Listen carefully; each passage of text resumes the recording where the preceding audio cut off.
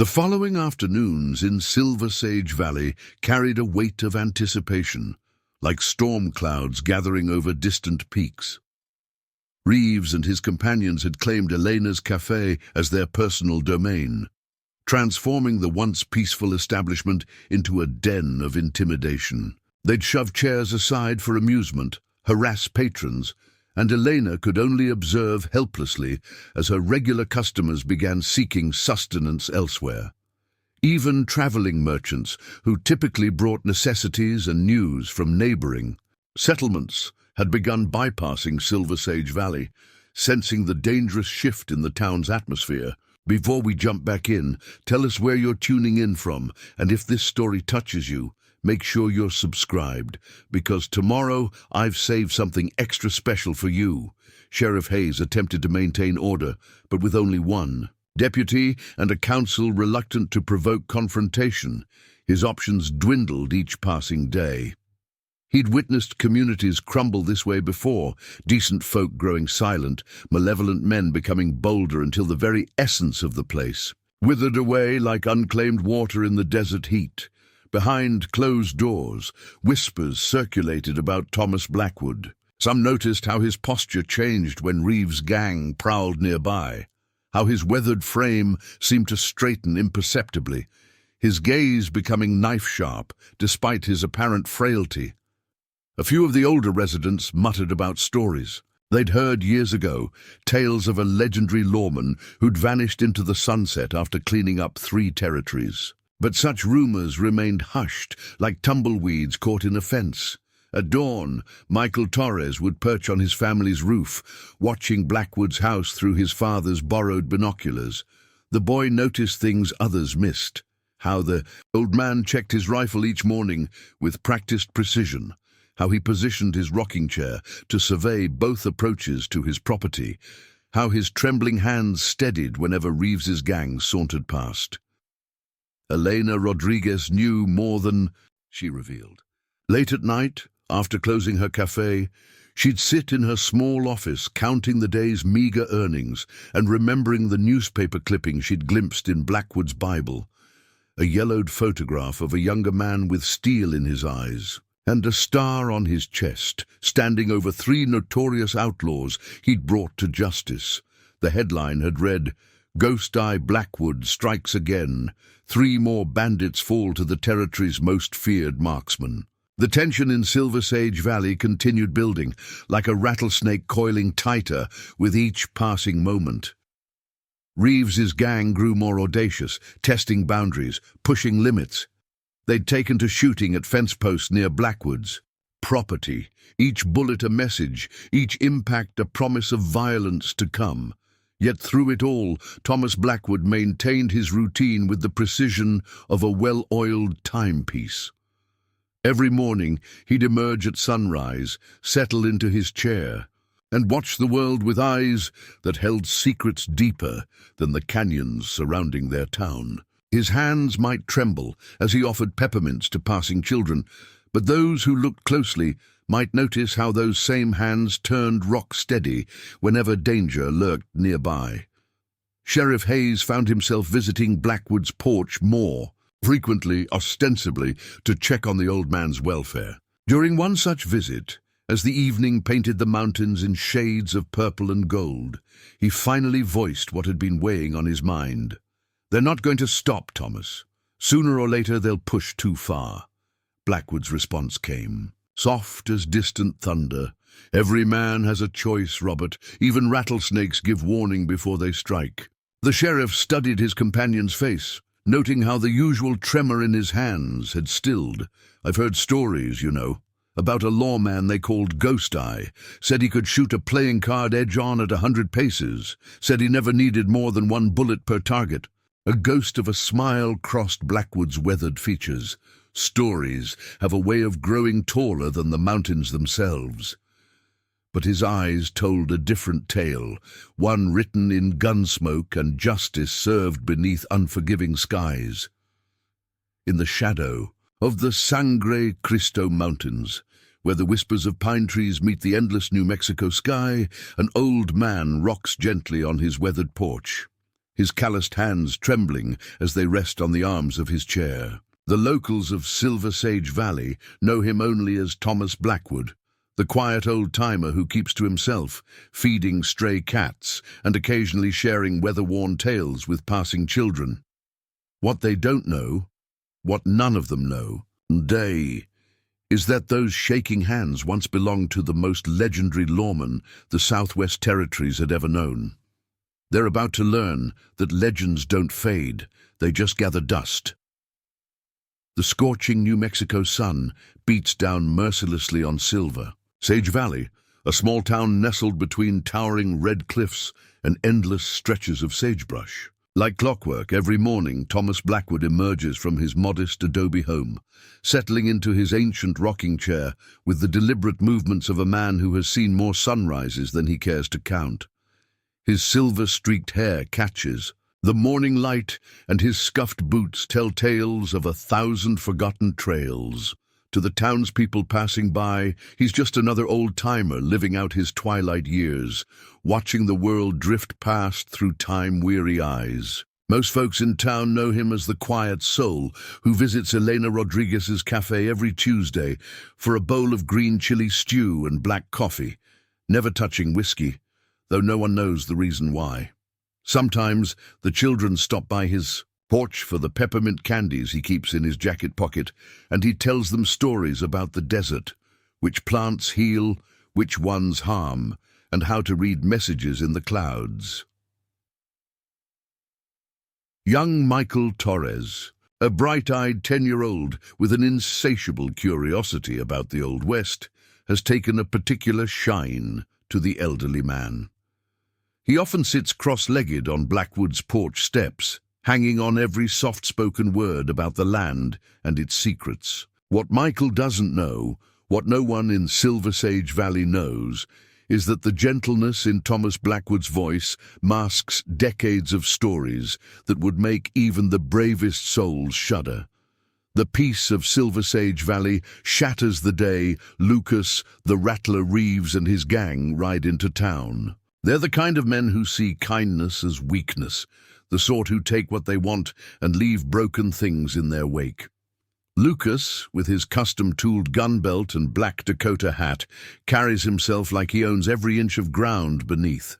His boots, his right-hand man, Marcus Cole, is a powder keg of barely contained violence, his face permanently twisted in a sneer that shows gold-capped teeth. The youngest of their crew, Billy the Kid Martinez, is barely 20, trying to prove himself with every breath he takes. It doesn't take long for them to notice the old man on the porch. To them, he's the perfect target, someone who can't fight back, someone who's lived long enough to accumulate a few valuables worth taking. They don't notice the carefully oiled Winchester hidden beneath the blanket across his lap, or the fact that his trembling hands steady the moment they rap around a rifle stock. The first confrontation comes on a blistering Thursday morning. Reeves and his boys had spent the night losing at poker in Elena's cafe, and their mood was as dark as storm clouds over the mountains. They stop in front of Blackwood's porch, their boots leaving dusty prints on his freshly swept boards. "Well, look what we got here," Reeves drawls, spitting tobacco juice near Blackwood's feet. "The town's official sunbather. Must be real important work you're doing there, old-timer." Blackwood's eyes, still sharp as a hawk's despite his years, take in every detail. The way Reeves's gun rides low on his right hip, how Cole's trigger finger twitches with nervous energy, and the way young Martinez keeps shifting his weight. Unsure of himself, he says nothing, just keeps rocking. "You deaf as well as useless." Cole steps closer, spurs jingling discordantly. "The boss is talking to you." "I hear just fine," Blackwood replies softly, his voice carrying the gentle rasp of age. "I see just fine, too. I see 3 men who ought to be moving along." Martinez lets out a harsh laugh, trying to match his companion's cruelty. "A what, Grandpa? You'll bore us to death with stories about the good old days?" Sheriff Robert Hayes watches the scene unfold from across the street, his hand resting casually on his gun belt. He's one of the few who knows Blackwood's history, who's seen the old tin star hidden in the bottom of a trunk in the old man's house. He notices the almost imperceptible change in Blackwood's posture. Subtle, the way a mountain lion's twitch before it pounces is subtle. Elena Rodriguez steps out of her cafe, wiping her hands on her apron. She's known Thomas for years, has seen the old photographs he keeps tucked away in his Bible. "Boys," she calls out, "your breakfast is getting cold." Reeves turns, annoyance flickering across his face like heat lightning. "We'll be there when we're good and ready, woman." But he steps back from the porch anyway, making a show of adjusting his gun belt. "We'll continue this conversation later. Old man, maybe see what kind of treasures you've got tucked away in that little abode of yours." As they swagger away, young Michael Torres emerges from behind a rain barrel where he'd been watching. "Mr. Blackwood," he whispers, climbing onto the porch, "why'd you let them talk to you like that?" Blackwood's eyes, the color of faded turquoise, crinkle at the corners as he smiles. "Michael, my boy, there's something you need to learn about. This world. Sometimes the smartest thing a man can do is let others think they're stronger than him." He reaches into his pocket for a peppermint, but his hand brushes against something else. An old tin star, its silver surface dulled with age. The words New Mexico Rangers still barely visible beneath the tarnish. He lets it lie there, a reminder of days long past. Days that might not stay in the past much longer. Thunder echoed through the canyons surrounding Silver Sage Valley as storm clouds gathered above the parched earth. Inside Elena's cafe, Lucas Reeves and his gang had claimed their usual table, their mere presence emptying the establishment of its regular patrons. Marcus Cole methodically cleaned his revolver, the metal parts spread across the wooden surface like a snake's shed skin, while young Billy Martinez paced near the window, his restless energy filling the room. "Boss," Martinez ventured, his voice barely above a whisper, "that old man, something ain't right about him." Reeves paused, a coffee cup halfway to his lips. "Explain yourself, boy." "Been watching him. Way he sits, the way he watches, it's like—" Martinez struggled to find the words. "Like a wolf pretending to be a sheep." Preparing and narrating this story took us a lot of time, so if you are enjoying it, subscribe to our channel. It means a lot to us. Now back to the story. Cole's gold teeth glinted as he sneered. "Getting spooked by some ancient ranch hand? Maybe you ain't cut out for this life, kid." But Reeves remained silent, contemplating. He'd noticed things too, subtle details that nagged at his instincts like thorns under saddle leather. The way Blackwood's eyes tracked their movements, how his posture shifted minutely when they approached, the deliberate placement of his rocking chair for maximum visibility. Elena worked quietly behind her counter, pretending not to listen while keeping track of every word. Her fingers brushed against the small derringer hidden beneath her apron, a gift from Thomas years ago, accompanied by careful instruction in its use. She remembered his words. "The smallest snake can still strike." True, if it knows when to wait. Outside, the first heavy drops of rain began to fall, drumming against the cafe's tin roof. Sheriff Hayes stood beneath the covered walkway of the general store, watching as Michael Torres darted between buildings, conducting his daily reconnaissance for Blackwood.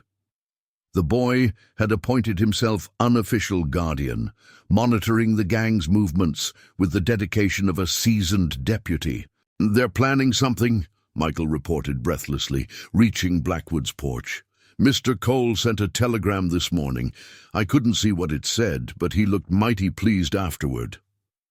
Thomas Blackwood nodded slowly, his hands steady, as he cleaned an ancient pair of spectacles. "Information is like water in the desert, Michael. Those who have it survive. Those who don't." He let the thought hang in the rain-heavy air. The storm intensified as afternoon stretched into evening. Cole returned from the telegraph office, clutching a damp piece of paper that brought a predatory smile to his face. He gathered with Reeves and Martinez in their rented rooms above the cafe, their voices hushed but excited. Found something interesting about our elderly friend, Cole announced, spreading the telegram on a table. Been asking around about retired lawmen. Seems there was one they called Ghost Eye. Disappeared about 10 years back. Description matches. Reeves leaned forward, lamplight casting deep shadows across his features. Tell me. Legend says he could shoot the flame off a match at 50 paces in pitch darkness, cleaned up the Franklin gang single-handed, brought down the Vasquez brothers when everyone else said it couldn't be done. Cole's voice carried a mix of awe and hatred. But here's the real sugar. He's the one who killed your brother in that Cimarron shootout. The room grew silent save for the drumming rain. Reeves's face hardened into a mask of cold fury. James died in a fair fight, or so I was told. Some hotshot marshal caught him trying to rob the bank. Wasn't just some marshal, Cole continued. It was Ghost Eye Blackwood. Stories say he gave James a chance to surrender and tried to talk him down. When James wouldn't listen, he drew a finger across his throat. Martinez shifted uncomfortably. If it's really him, if he's really Ghost Eye, maybe we should move on. Find easier pickings. No. Reeves's voice cut through the air like a knife. If he is who you say, that makes this personal. James always said I was too soft, too cautious. Time to prove him wrong. Meanwhile, in his adobe home, Blackwood sat in darkness, listening to the storm. His hands moved mechanically, performing a ritual he hadn't practiced in years, cleaning and oiling a pair of custom Colt revolvers. Their ivory grips had yellowed with age, but the steel remained immaculate, maintained even during his decade of self-imposed retirement. A soft knock at his door preceded Elena's entrance. She carried a covered dish of food and concern in her eyes. They know, don't they, about who you were? Ah, Blackwood corrected quietly. Who I am. The past has a way of catching up, like a shadow at sunset. Elena set the dish down, studying. The man she'd known for years, the gentle soul who fed stray cats and told children's stories, now transformed by the weight of approaching violence into something else entirely. The older folks remember Ghost Eye. They say you never need more than one shot. Everyone needs more than one shot, Elena. The trick is making the first one count so clearly that the second one isn't necessary. He lifted one of the Colts, its barrel reflecting lamplight. I didn't vanish because I couldn't shoot anymore. I vanished because I was tired of having to. As if punctuating his words, lightning split the sky, illuminating the room in harsh white light. In that brief flash, Eleanor saw something that made her breath catch. A collection of tin stars arranged carefully on Blackwood's table, each representing a territory he'd helped tame, each carrying the weight of lives taken and saved. Sheriff Hayes wants to help, she said.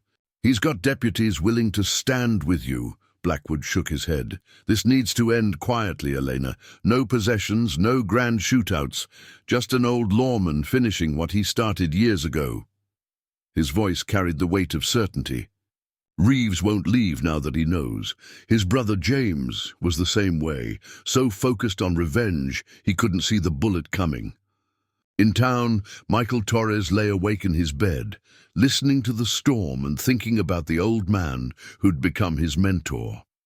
He'd seen the changes in Blackwood over the past days, how his storytelling had shifted from tales of desert survival to subtle lessons about timing, about watching, about understanding the difference between bravery and foolishness. The boy slipped from his bed and moved to the window, peering through rain-streaked glass at Blackwood's distant house.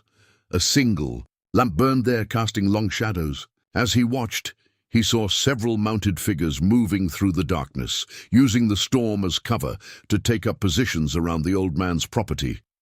Without hesitation, Michael grabbed his father's old spyglass and his rain slicker. He had to warn Blackwood, but as he reached his bedroom door, a weathered hand gripped his shoulder. His father stood there, concern etched on his face. "He knows they're coming, mijo," Carlos Torres said softly. "Men like him, they always know. "But Pa, we have to help. We can't just—" "Sometimes helping means staying clear," his father interrupted. "Your mother and I weren't here during the Ghost Eye years, but my father told me stories. Said he once saw him take down 5 men without taking a single step. Said it wasn't just about being fast, it was about being right." The storm raged on through the night, but Silver Sage Valley held its breath. Sheriff Hayes positioned his deputies strategically throughout town, not to intervene, but to protect civilians from what was coming. Elena kept her cafe open, serving coffee to anxious townsfolk who couldn't sleep, all of them watching the rain and waiting. In his darkened home, Thomas Blackwood sat motionless in a straight-backed chair, positioned away from windows. His hands, steady now as mountain stone, rested on the familiar grips of his Colts. Through carefully positioned mirrors, an old trick he'd learned decades ago, he could see every approach to his house. Each reflection held a piece of the surrounding darkness, creating a complete view of his property's perimeter. A soft crunch of gravel caught his attention. Martinez, trying to be stealthy, but betraying his position with each nervous step. The young gun had circled around to the back of the house, probably thinking the rain would mask his movements. Through another mirror, Blackwood spotted Cole's silhouette near the stable, the moonlight occasionally catching his gold teeth when he shifted position. Sheriff Hayes had positioned himself on the second floor of the general store, rifle at ready. Though well-intentioned, his presence complicated matters. Blackwood had spent years avoiding precisely this kind of situation, the kind where innocent lives could get caught in the crossfire of old vendettas. His mind drifted to another stormy night 10 years ago when James Reeves had forced his hand. He'd tried to reason with the young hothead and offered him a chance to surrender peacefully. But James, like his brother Lucas, had confused mercy with weakness. The resulting shootout had left James dead and Blackwood questioning everything he'd become. That questioning had led him here to Silver Sage Valley, seeking a quieter life. But as his fingers traced the familiar grooves of his gun grips, he realized that perhaps this confrontation was inevitable. Not just with Reeves, but with the part of himself he'd tried to leave behind. Elena's words from earlier echoed in his mind. "Some say you never needed more than one shot." She hadn't understood. It was never about the shooting. It was about the choice to shoot at all.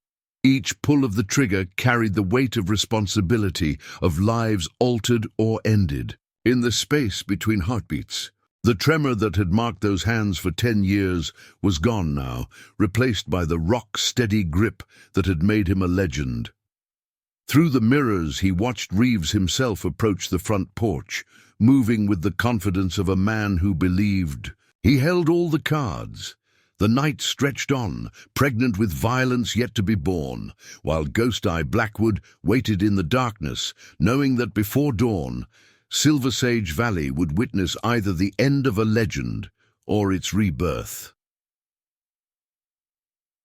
In the distance, a coyote's lonely howl pierced the night, as if nature itself recognized the gravity of what was about to unfold in this small corner of the New Mexico territory. The storm's intensity diminished to a gentle patter against adobe walls as midnight approached Silver Sage Valley. Through his network of mirrors, Thomas Blackwood observed Lucas Reeves advancing toward the front porch, each step deliberate and measured. The gang leader's black duster glistened with rain, his spurs creating soft chimes against the wooden steps. "Come out, Ghost Eye," Reeves called, his voice carrying across the damp night air. "We had a proper conversation about my brother." Blackwood remained motionless in his chair, watching as Martinez shifted nervously near the water barrel and Cole crept closer to the side window. Their attempts at stealth might have fooled ordinary men, but to eyes trained by decades of manhunts, their positions were as clear as brands on cattle. "Your brother made his choice, Lucas," Blackwood responded, his voice steady and calm. "Just like you're making yours now." A flash of lightning illuminated the scene, casting harsh shadows across Reeves' face. James was worth 10 of you, law dog. He had vision, plans. Then you gunned him down like a rabid cur. Is that what you believe? Blackwood's question hung in the air. Or is that just the story you've told yourself these past 10 years? Through his mirrors, he noticed Cole attempting to circle behind the house. Your man with the gold teeth might want to reconsider his current path. Rattlesnakes nest under that back corner. Cole's curse carried through the rain as he hastily changed direction. The revelation that Blackwood knew exactly where he was, could track his movements in the darkness, sent a visible shiver through the outlaw's frame. Inside Elena's cafe, Michael Torres pressed his face against the window, despite his father's attempts to keep him away. The boy watched in fascination as the scene unfolded, his young mind recording every detail of what would surely become legend. Sheriff Hayes maintained his position in the general store's upper floor. His deputy, Thomas Reed, positioned across the street. They'd cleared the area of civilians, but both men knew their presence was merely precautionary. What was about to unfold was beyond their jurisdiction, a reckoning between two forces of nature that had been brewing for a decade. You know what they called you back then? Reeves continued, his hand hovering near his holster. Ghost Eye. Said you could shoot the wings off a fly at 50 paces, said you never missed, never wavered. Look at you now, hiding in the dark, hands shaking too bad to even light a match. Lightning flashed again, and in that brief illumination, Reeves caught a glimpse of Blackwood through the window. The old lawman sat perfectly still, his hands steady as mountain stone on the arms of his chair. The sight caused Reeves to take an involuntary step backward. I never much cared for that name, Blackwood replied softly. Ghost Eye makes it sound like some kind of magic. Nothing magical about it, Lucas. Just years of practice and the wisdom to know when not to pull the trigger. He paused, letting his words sink in. Like right now, for instance. Your man Martinez has his rifle trained on my shadow, thinking he's got a clean shot. Might want to tell him that shooting at shadows just wastes good ammunition. Martinez's sharp intake of breath confirmed Blackwood's words. The young gunman lowered his rifle, sweat mixing with rain on his forehead despite the cool night air. Impressive trick, Reeves sneered, but uncertainty had crept into his voice. Knowing where everyone is, playing the all-seeing lawman. But you're still just an old man in a chair, and there are 3 of us. Numbers never meant much to me, Lucas. Ask anyone who saw what happened at Cimarron. 5 men tried to ambush me there. Want to know how that ended? Eleanor, who had been listening from her cafe's doorway, remembered the stories. The Cimarron incident had become nearly mythical. 5 notorious outlaws, each deadly in their own right, taken down without a single civilian casualty. The newspaper accounts had marveled at the precision, the almost surgical way Ghost Eye Blackwood had disarmed and disabled his opponents. That was then, Reeves spat. This is now, and now you're going to pay for what you did to James. Your brother drew first, Blackwood stated matter-of-factly. Had the drop on me, too. But he hesitated. Want to know why? Through his mirrors, he saw Cole attempting to maneuver for a better position. He hesitated because deep down he knew he was wrong, knew that robbing that bank would mean innocent people dying. For a split second, he remembered who he was before he became what you both turned into. The words struck Reeves like physical blows, his face contorted with rage, but something else flickered in his eyes, doubt, perhaps, or recognition of an uncomfortable truth. You're lying, he snarled, but his voice lacked conviction. Am I? Ask yourself why you're really here, Lucas. Is it for James? Or is it because every time you look in a mirror, you see what you've become and can't stand? The sight? Martinez, still young enough to be swayed by words of wisdom, lowered his rifle completely. Boss, maybe we should shut up, Reeves roared, his composure cracking. "Don't let him get in your head. He's nothing but a broken-down old man hiding behind a reputation."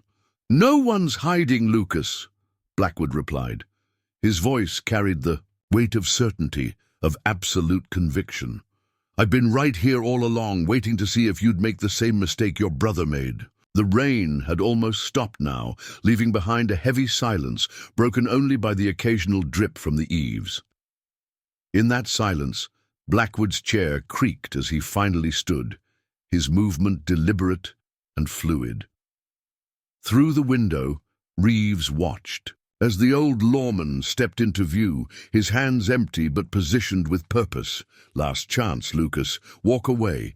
Take your men, leave Silver Sage Valley, and find a better path than the one you're on. That's more than I offered James, and we both know why." For a moment, just a moment, something shifted in Reeves's expression. The mask of hatred cracked, revealing a glimpse of the man he might have been, the man he could still become. But then his features hardened again, pride and rage overwhelming reason. "You don't get to lecture me, old man. You don't get to sit in judgment. Tonight, the legend of Ghost Eye ends, and the story of how Lucas Reeves brought him down begins." Blackwood sighed, a sound heavy with resignation.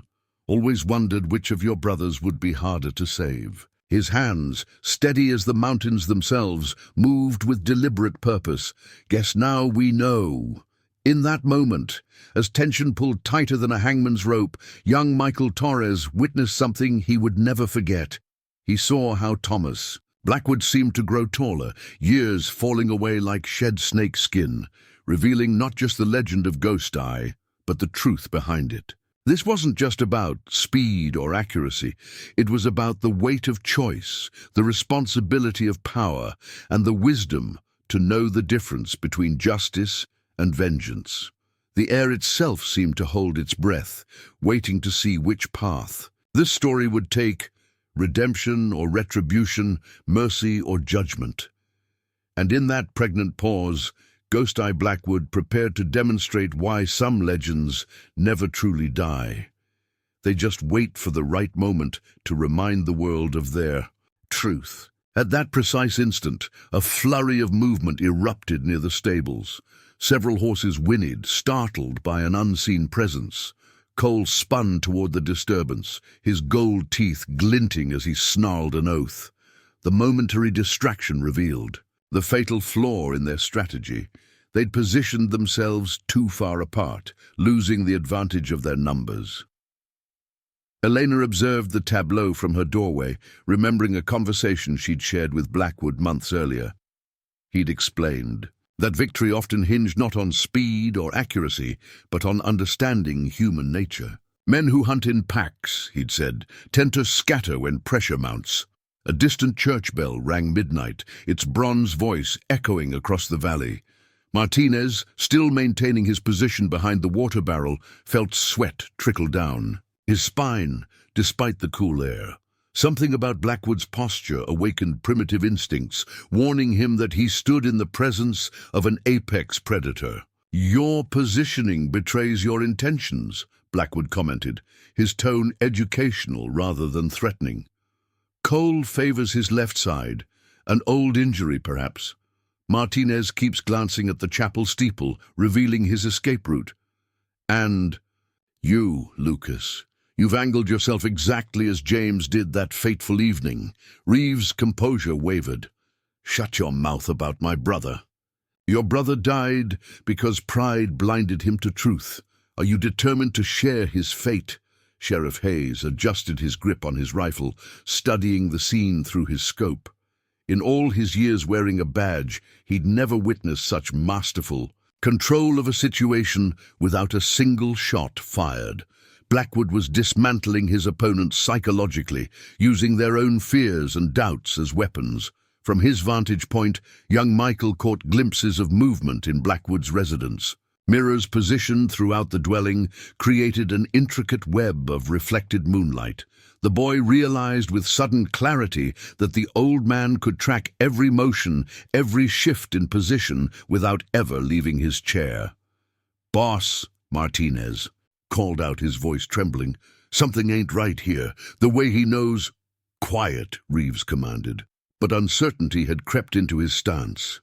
His earlier bravado diminished with each passing moment, replaced by growing awareness that they'd severely miscalculated. A coyote howled in the distance, its mournful voice carrying across the valley. The sound triggered another memory for Eleanor. Blackwood, explaining how predators communicate, how they establish territories and warn intruders. She understood now that his words hadn't been mere observation, but preparation for this very moment. "Consider your next action carefully," Blackwood advised, his voice carrying the weight of decades. "That telegram you received, it told only half the story. Yes, I confronted James at Cimarron. Yes, I gave him a choice, but what you don't know is that he lowered his weapon first." This revelation struck Reeves visibly. "What?" Your brother found his conscience in those final moments. Recognized the path he'd chosen would lead only to destruction. He began to lower his gun, to choose a better way. Blackwood paused, letting the truth sink in. But his companion, a man much like your friend Cole, saw it as weakness. "That's whose bullet struck James. I returned fire only after your brother fell." Cole's reaction, a subtle flinch, a shifting of weight, confirmed the accusation. Reeves caught the motion, years of suspicion crystallizing into sudden, horrible understanding. "Marcus," Reeves turned slightly, confronting his longtime partner. "Is this true?" The silence that followed spoke volumes. Martinez, witnessing the dissolution of everything he'd believed about his companions, took an unconscious step backward. Blackwood's voice cut through the tension. "Every man reaches a crossroads, Lucas. James found him too late. You're standing at yours now. Choose wisely." The next few heartbeats stretched into eternity. Michael Torres, watching from the cafe window, would later swear he could see the exact moment when truth overcame vengeance in Reeves's eyes. The transformation manifested physically. Shoulders slumping, fingers uncurling from his gun grip, hatred giving way to exhaustion. But Cole, sensing his control slipping away, had other plans. His hand darted toward his holster, gold teeth bared in a desperate snarl. What happened next would be debated in saloons across the territory for years to come. Before Cole's fingers could close around his weapon, a single shot rang out. His gun belt, severed cleanly through the leather, clattered to the mud. A second report followed instantly, and Martinez's rifle flew from his hands, spinning through the air like a broken weather vane. The third shot struck the ground between Reeves' feet, a precise placement that left no doubt about its purpose. 3 shots, fired faster than seemed humanly possible, each finding its mark with surgical precision. Not one drew blood or took a life. Ghost Eye Blackwood had demonstrated his legendary skill not through death, but through its deliberate avoidance. The silence that followed seemed to consume the entire valley. Even the wind held its breath, awaiting the next development. In this extraordinary confrontation, dawn approached Silver Sage Valley, painting the clouds in shades of amber and rose. The night's rain had cleared, leaving behind puddles that reflected the awakening sky. Thomas Blackwood stood on his porch, watching as Sheriff Hayes and his deputies led Marcus Cole away in irons, the outlaw's golden teeth permanently dimmed. By the revelation of his treachery, Lucas Reeves remained seated on a wooden bench outside Elena's cafe, his features carved with exhaustion and revelation. The truth about his brother's death had shattered a decade of carefully constructed hatred, leaving behind a hollow man searching for purpose. "Your aim hasn't faltered," Hayes remarked, ascending Blackwood's porch steps. 3 shots, each one perfect. "Perfection isn't in the shooting, Robert," Blackwood responded, his hands resuming their characteristic tremor. "It's in knowing precisely when to shoot, and more importantly, when not to." Young Billy Martinez had surrendered his weapons voluntarily, his youthful bravado replaced by quiet contemplation, He sat apart from the others, watching Blackwood with a mixture of awe and uncertainty. The night's events had taught him lessons no amount of gunslinging could convey. Elena emerged from her cafe, carrying steaming mugs of coffee. She distributed them among the lawmen and deputies, pausing briefly beside Blackwood. "The valley will be different now," she observed, words already spreading about what happened here. Indeed, the telegraph operator had been working since midnight, his key clicking steadily as news of Ghost Eye's return raced across the territories. The story grew with each retelling, how the legendary lawman had orchestrated a confrontation that ended without bloodshed, how he'd revealed a decade-old truth through wisdom rather than violence. Michael Torres darted between groups of adults, absorbing every detail, his young mind preserving the night's events for future generations. He paused near Martinez, studying the former outlaw with curious eyes. "You could hit a tin can at 50 paces, Michael said, breaking the silence. "I watched you practicing behind the stables, but Mr. Blackwood didn't even need to aim, did he?" Martinez managed a weak smile. "Shooting's not about how accurate you are, kid.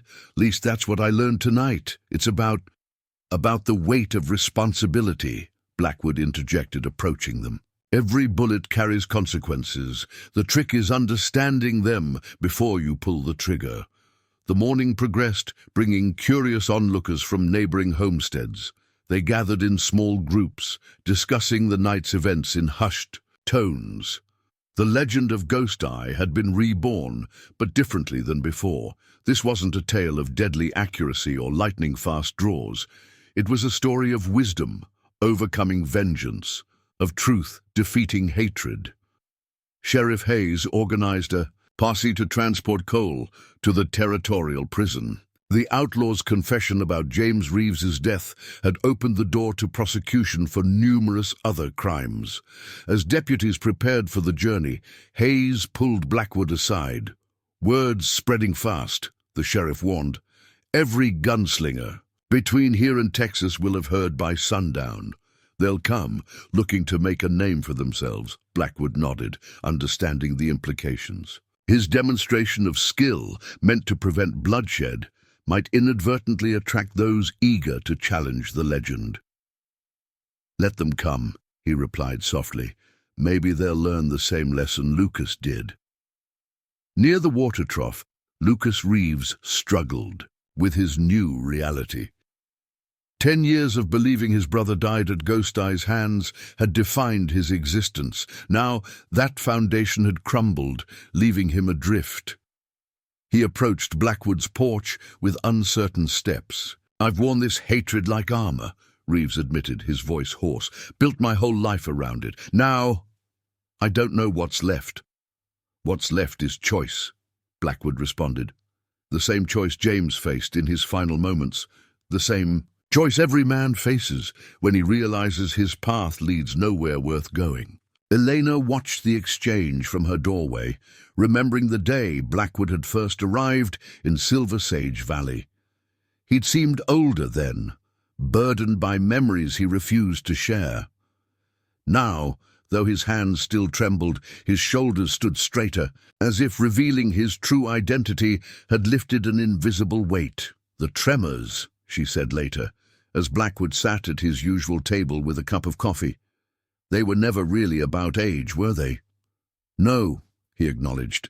"They were a reminder of lives taken, of moments when pulling the trigger seemed like the only choice.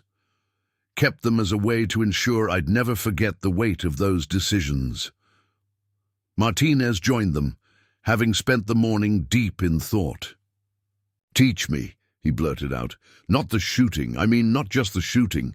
Teach me what you showed us last night, about seeing everything, about understanding before acting." Blackwood studied the young man, recognizing the same hunger for guidance he'd once seen in others. "It's not an easy path," he warned. "Requires unlearning as much as learning." "I'm ready," Martinez insisted. "What happened last night?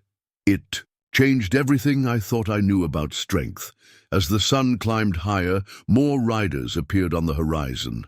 Some were lawmen, drawn by telegraph reports of Cole's capture. Others were journalists, eager to document the return of Ghost Eye, and a few, marked by their stance and the way their hands hovered near their weapons, were gunmen already plotting to challenge the legend.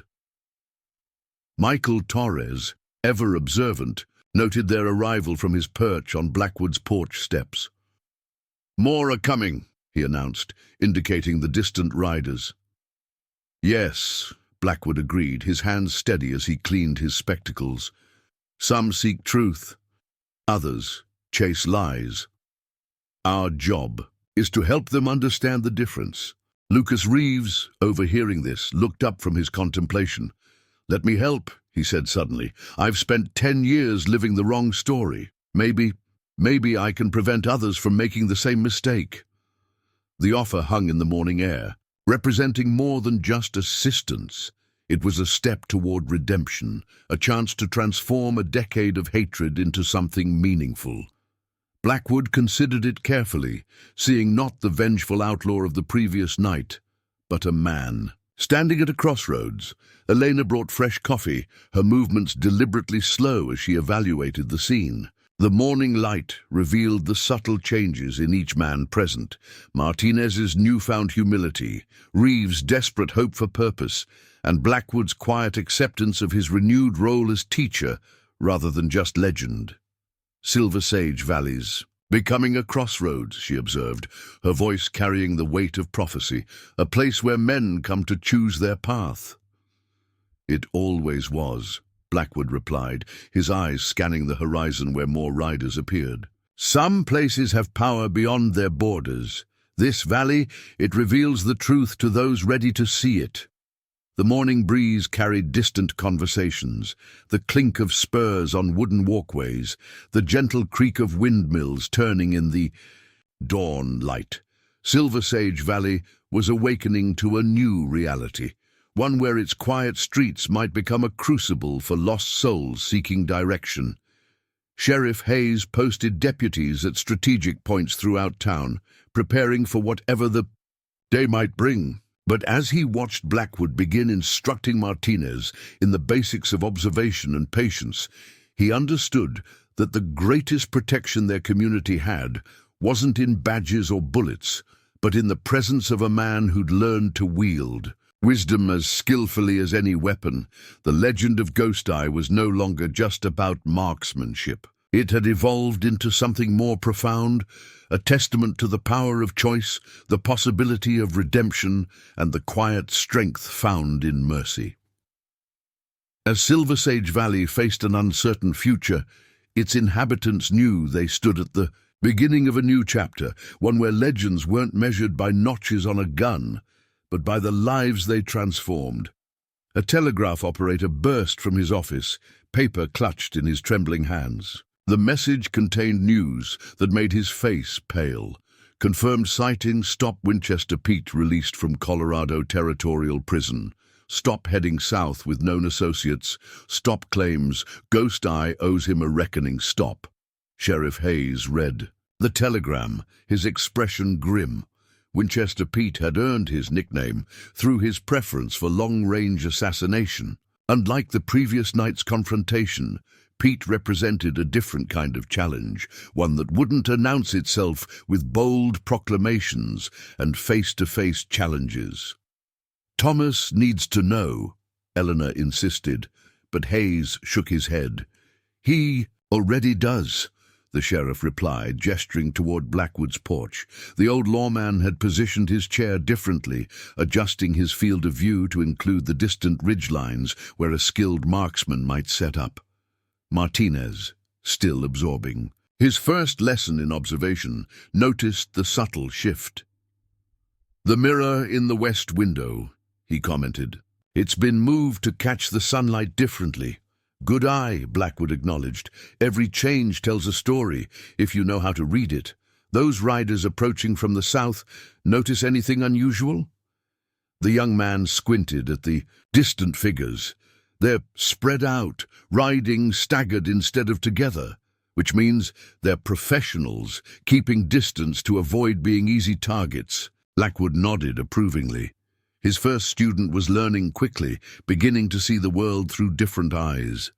Meanwhile, Lucas Reeves had spent the morning in quiet conversation with Deputy Thomas Reed, sharing detailed information about various outlaws he'd encountered during his decade of vengeance-fueled wandering. "Doing the right thing," Reeves explained when Blackwood inquired, "feels strange, like wearing someone else's boots, but somehow it fits better than what I was doing before." Michael Torres, continuing his self-appointed role as town observer, had recruited several other children to help monitor different sections of Silver Sage Valley. They developed a system of signals, colored flags and mirror flashes, to communicate their observations. Blackwood watched their efforts with quiet amusement, recognizing the foundations of a proper surveillance network in their play. "They learn faster than adults," he commented to Elena as she brought lunch to his porch. "No preconceptions to unlearn, just pure observation and adaptation." The afternoon brought more visitors: a journalist from the San Francisco Chronicle, 2 lawmen from the Arizona Territory seeking advice on a difficult case, and a grateful widow whose husband, James Reeves, had saved in his final moments of redemption. Each conversation added layers to the evolving legend of Ghost Eye, transforming the story from one of deadly accuracy to one of transformative wisdom. Carlos Torres, Michael's father, approached Blackwood with an unusual request. "The children," he began hesitantly, "they're fascinated by what happened. Perhaps you could teach them. Not about guns," he added quickly, "but about watching, understanding, choosing wisely." Blackwood considered the proposal, his hands absently tracing the grain of his chair's armrest. "Bring them tomorrow morning," he decided. "We'll start with cloud patterns and track reading. The basics of understanding nature before trying to understand men." As sunset approached, Martinez completed his first full day of instruction. The change in him was already visible, his movements more measured, his attention more focused. During the evening meal at Elena's cafe, he found himself noticing details he'd previously overlooked, the way certain patrons positioned themselves to watch both exits, how others unconsciously revealed their backgrounds through eating habits and posture. "It's like learning to read," he explained to Michael, who had appointed himself unofficial apprentice to the apprentice. "Once you start seeing the signs, you can't stop seeing them." The night brought new challenges: 3 riders, their intentions clear in their armed stance, approached Elena's cafe after closing. They found Blackwood waiting on the porch, seemingly absorbed in his evening coffee. Before they could issue their practice challenge, he began describing their lives in detail, their recent injuries, their preferred tactics, their hidden motivations. Unnerved by his intimate knowledge of their histories, they departed without drawing their weapons. As they rode away, Martinez emerged from his observation post near the stables. "How did you know so much about them?" he asked. "Their horses told most of the story," Blackwood explained. "Saddle wear indicates riding style. Medicine bags suggest recent wounds. The rest came from watching how they carried themselves. Every man broadcasts his story, if you know how to listen with your eyes." As midnight approached, Sheriff Hayes organized the night watch differently than usual. Instead of regular patrols, he implemented a system of observation posts Blackwood had suggested, emphasizing prevention over reaction. Deputy Reed, initially skeptical, found himself amazed at how much more they could monitor with fewer men. In his darkened house, Blackwood sat before his array of mirrors, making subtle adjustments. Winchester Pete's imminent arrival concerned him, not for his own safety, but for the potential collateral damage a long-range specialist might cause. The solutions that had worked against Reeves's gang wouldn't suffice against a patient sniper. A different kind of challenge requires a different kind of response, he explained to Martinez during their final lesson of the day. Sometimes the best way to handle a threat isn't to meet it head-on, but to change the nature of the confrontation entirely. Elena, closing her cafe for the night, paused to watch Blackwood's house. The single lamp burning in his study cast shifting shadows as he moved between his mirrors, preparing for whatever the next day might bring. She remembered something he'd told her years ago, when he'd first arrived in Silver Sage Valley. The hardest battles aren't fought with bullets, but with wisdom, and wisdom, unlike ammunition, becomes more powerful the more you share it. The night settled over the valley like a comfortable blanket, but beneath its peaceful surface, changes were taking shape. The town was transforming, not through violence or force, but through the quiet influence of a man who had learned that true strength lies in the ability to guide rather than dominate, to teach rather than intimidate, to heal rather than harm. Morning painted the Sangre Cristo Mountains in shades of crimson as Thomas Blackwood conducted an unusual class on his porch. A dozen children, including Michael Torres, sat in a semicircle before him, while Billy Martinez stood to the side, absorbing a different kind of lesson. "Look at those peaks," Blackwood instructed, gesturing toward the distant ridgelines. "What do you see?" "Shadows," one girl offered. "Good, and what do shadows tell us?" Michael's hand shot up. "Where someone could hide." Blackwood nodded approvingly. "Precisely. Every shadow holds secrets. Understanding them keeps you alive." His gaze shifted briefly to the northern ridge, where the morning light revealed a glint of metal, a watcher, positioned exactly where he'd expected. Winchester Pete's advance scouts had arrived before dawn, taking up positions in the surrounding highlands. Their presence marked a shift in the challenges facing Silver Sage Valley, from direct confrontation to a more insidious threat. Elena emerged from her cafe, carrying a tray of fresh biscuits for the children's lesson. She noted how Blackwood had positioned each child carefully, using his own chair and the porch railings as subtle shields against potential lines of fire. "Today's lesson," Blackwood continued, "is about patience. Can anyone tell me why a rattlesnake rattles before it strikes?" "To scare away threats," Martinez suggested.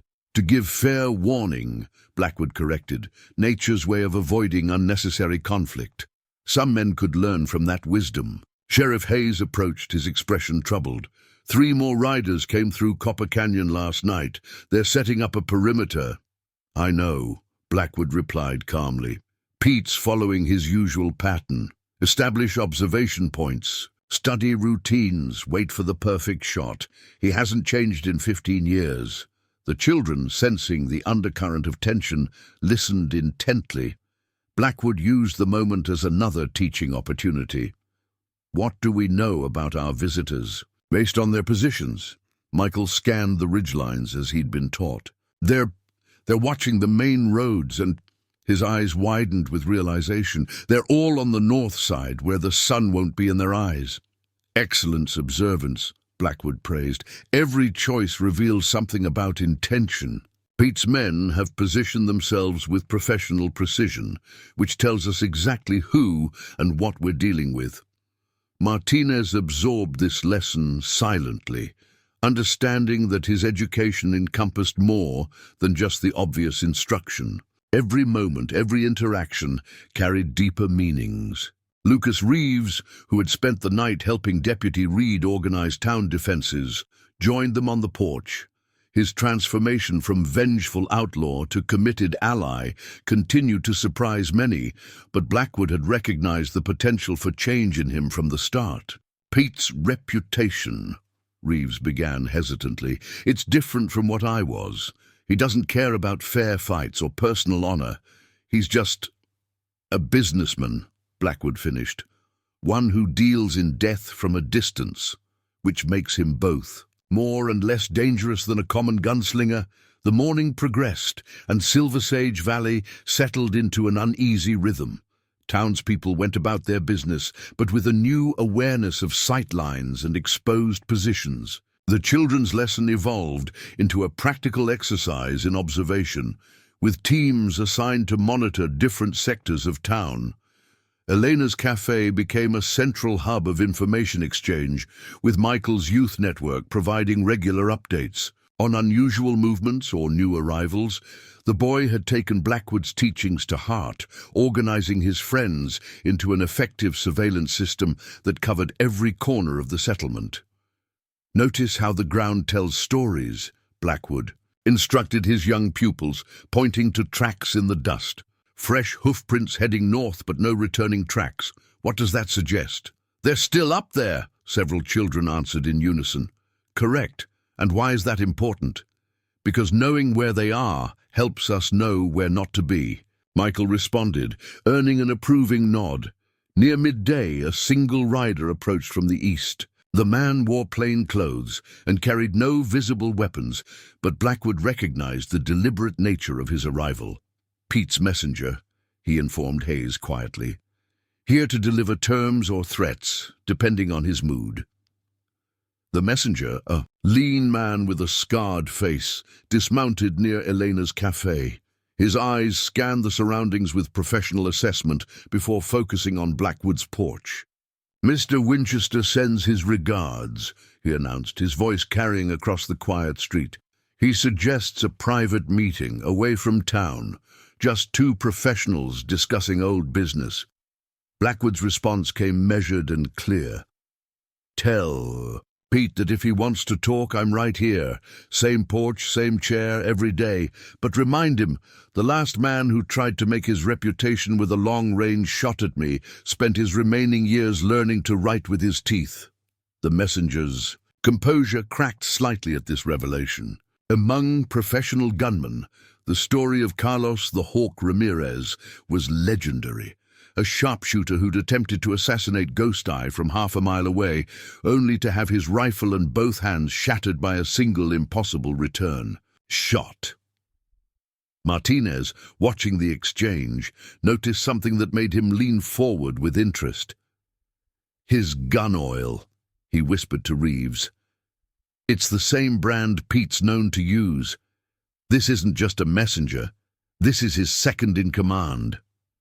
Blackwood had obviously reached the same conclusion. "Since you're really Pete's right hand," he called out, "tell him something else. Remind him what happened at Echo Canyon when he tried this same strategy against the Marshal's posse. Remind him why he spent 3 years in Colorado territories, prison instead of 6 feet under, because I chose to shoot his rifle rather than his heart." The messenger's hand twitches involuntarily toward his hidden weapon. "That's not the whole story." "No," Blackwood agreed. "The whole story includes how I testified for leniency at his trial, suggesting rehabilitation over execution. A kindness he seems to have forgotten." The implications of this exchange rippled through the gathered observers. Winchester Pete's vendetta wasn't just about reputation. It was about a complex history between two marksmen who'd chosen very different paths. As the messenger remounted and rode away, Martinez approached Blackwood with a question. "You knew who he was the whole time. Why let him deliver his message?" "Every encounter is an opportunity to learn," Blackwood explained. "His presence tells us Pete's confidence and cautiousness.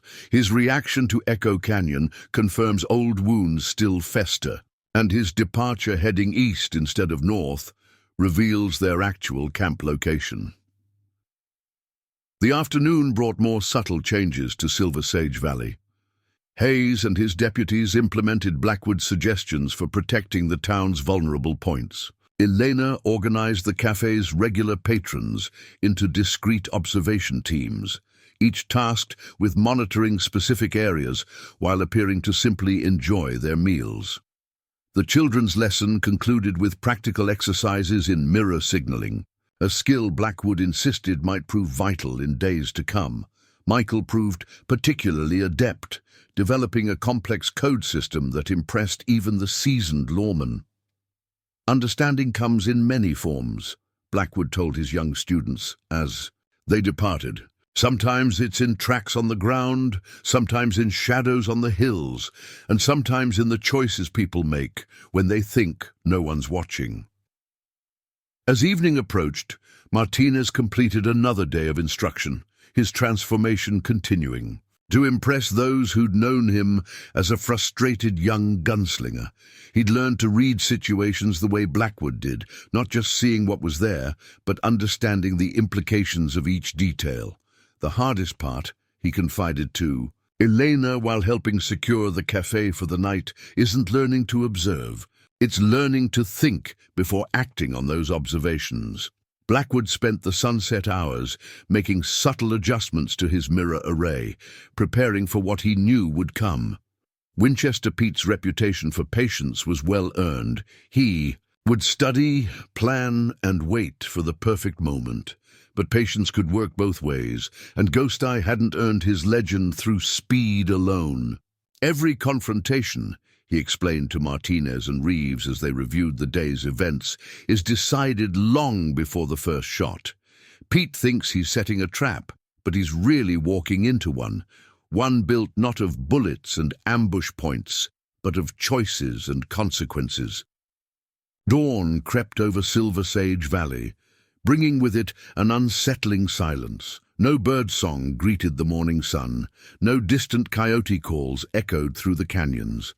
Nature itself seemed to sense the approaching confrontation. Thomas Blackwood sat in his customary chair, though he'd shifted its position slightly, a change so subtle only Martinez noticed its significance. Through his network of mirrors, adjusted meticulously throughout the night, he tracked multiple glints of metal in the surrounding highlands. 5 positions, Martinez murmured, completing his morning perimeter check. All elevated, all with clear lines of sight. 6, Blackwood corrected softly. You missed the one in the old bell tower. Pete's gotten creative in his planning. Sheriff Hayes approached, keeping close to the building's shadows. Telegraph came through from Santa. V. Pete's reputation has grown since Colorado. They say he hasn't missed a contract in 3 years. That's because he stopped taking difficult shots, Blackwood observed.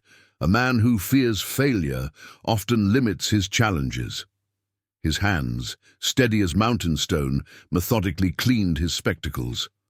Notice how his men have positioned themselves, each one covering another's blind spot, professional but predictable. Elena's cafe remained closed, transformed into an impromptu command center. Michael Torres and his young surveillance network had developed an ingenious system of signals, using Elena's polished serving trays to relay messages across town without exposing themselves. Movement at the North Ridge, Michael reported, interpreting a series of flashed signals from his friends. 2 riders heading east along the high trail. Blackwood nodded approvingly. Pete's establishing his final positions. He always did. Preferred to work with the sun at his back. Lucas Reeves, who'd spent years studying the methods of different gunmen, contributed his own insights. He's following the same pattern he used in Dodge City, surrounding his target, controlling every approach. The difference, Blackwood replied, is that Dodge City didn't have mirrors. Throughout the morning, tension built like a thunderhead. Over the valley, townspeople moved cautiously, staying close to walls and under awnings. Hayes' deputies maintained their positions, though everyone understood that against long-range rifles, traditional peacekeeping methods meant little. Near midday, another messenger approached. Different from the first, but carrying himself. With similar professional detachment, he carried a wooden box which he placed carefully on Elena's front steps. Mr. Winchester's compliments, he announced. A reminder of shared history. Inside the box lay a single rifle bullet, split cleanly in half lengthwise, the remnant of that long-ago shot at Echo Canyon. The message was clear. Pete hadn't forgotten, and he intended to return the favor. Interesting choice, Blackwood commented, examining the split bullet. He's trying to make this personal, but he's really revealing his own doubts. Martinez studied the bullet fragments. How so? A confident man doesn't need to send messages. Pete's trying to convince himself as much as intimidate me. Blackwood's eyes scanned the surrounding ridges. He's up there now, watching through, his scope waiting for a reaction. Let's give him something to think about. With deliberate care, Blackwood placed the split bullet on his porch railing. From his chair, he drew his revolver with liquid grace, and before anyone could blink, the bullet halves rang out as they were struck simultaneously, split again into quarters. The display of precision marksmanship echoed through the valley. Even Martinez, who'd spent days watching Blackwood's abilities, gasped at the demonstration. Now Pete has a choice to make, Blackwood explained, holstering his weapon. He can interpret that as a challenge and let anger cloud his judgment, or he can recognize it as a warning and remember why he survived Echo Canyon. The messenger departed hastily, his composure shaken. As he rode away, Elena emerged from her cafe with coffee and concern. You're pushing him toward a confrontation. No, Blackwood corrected. I'm giving him every chance to walk away. The confrontation was his choice the moment he surrounded our town with rifles. As afternoon approached, Michael's network reported increased activity in the highlands. Pete's men were adjusting their positions, tightening their noose around Silver Sage Valley. They're preparing for sunset, Reeves observed, when the light's in our eyes. That's what they think, Blackwood responded cryptically. He turned to Martinez. Tell me what you see in their new positions. The young man studied the reflections. In Blackwood's mirror array, they're too perfect. Every angle covered, every escape route watched. It's like a trap that's too well planned, Blackwood finished.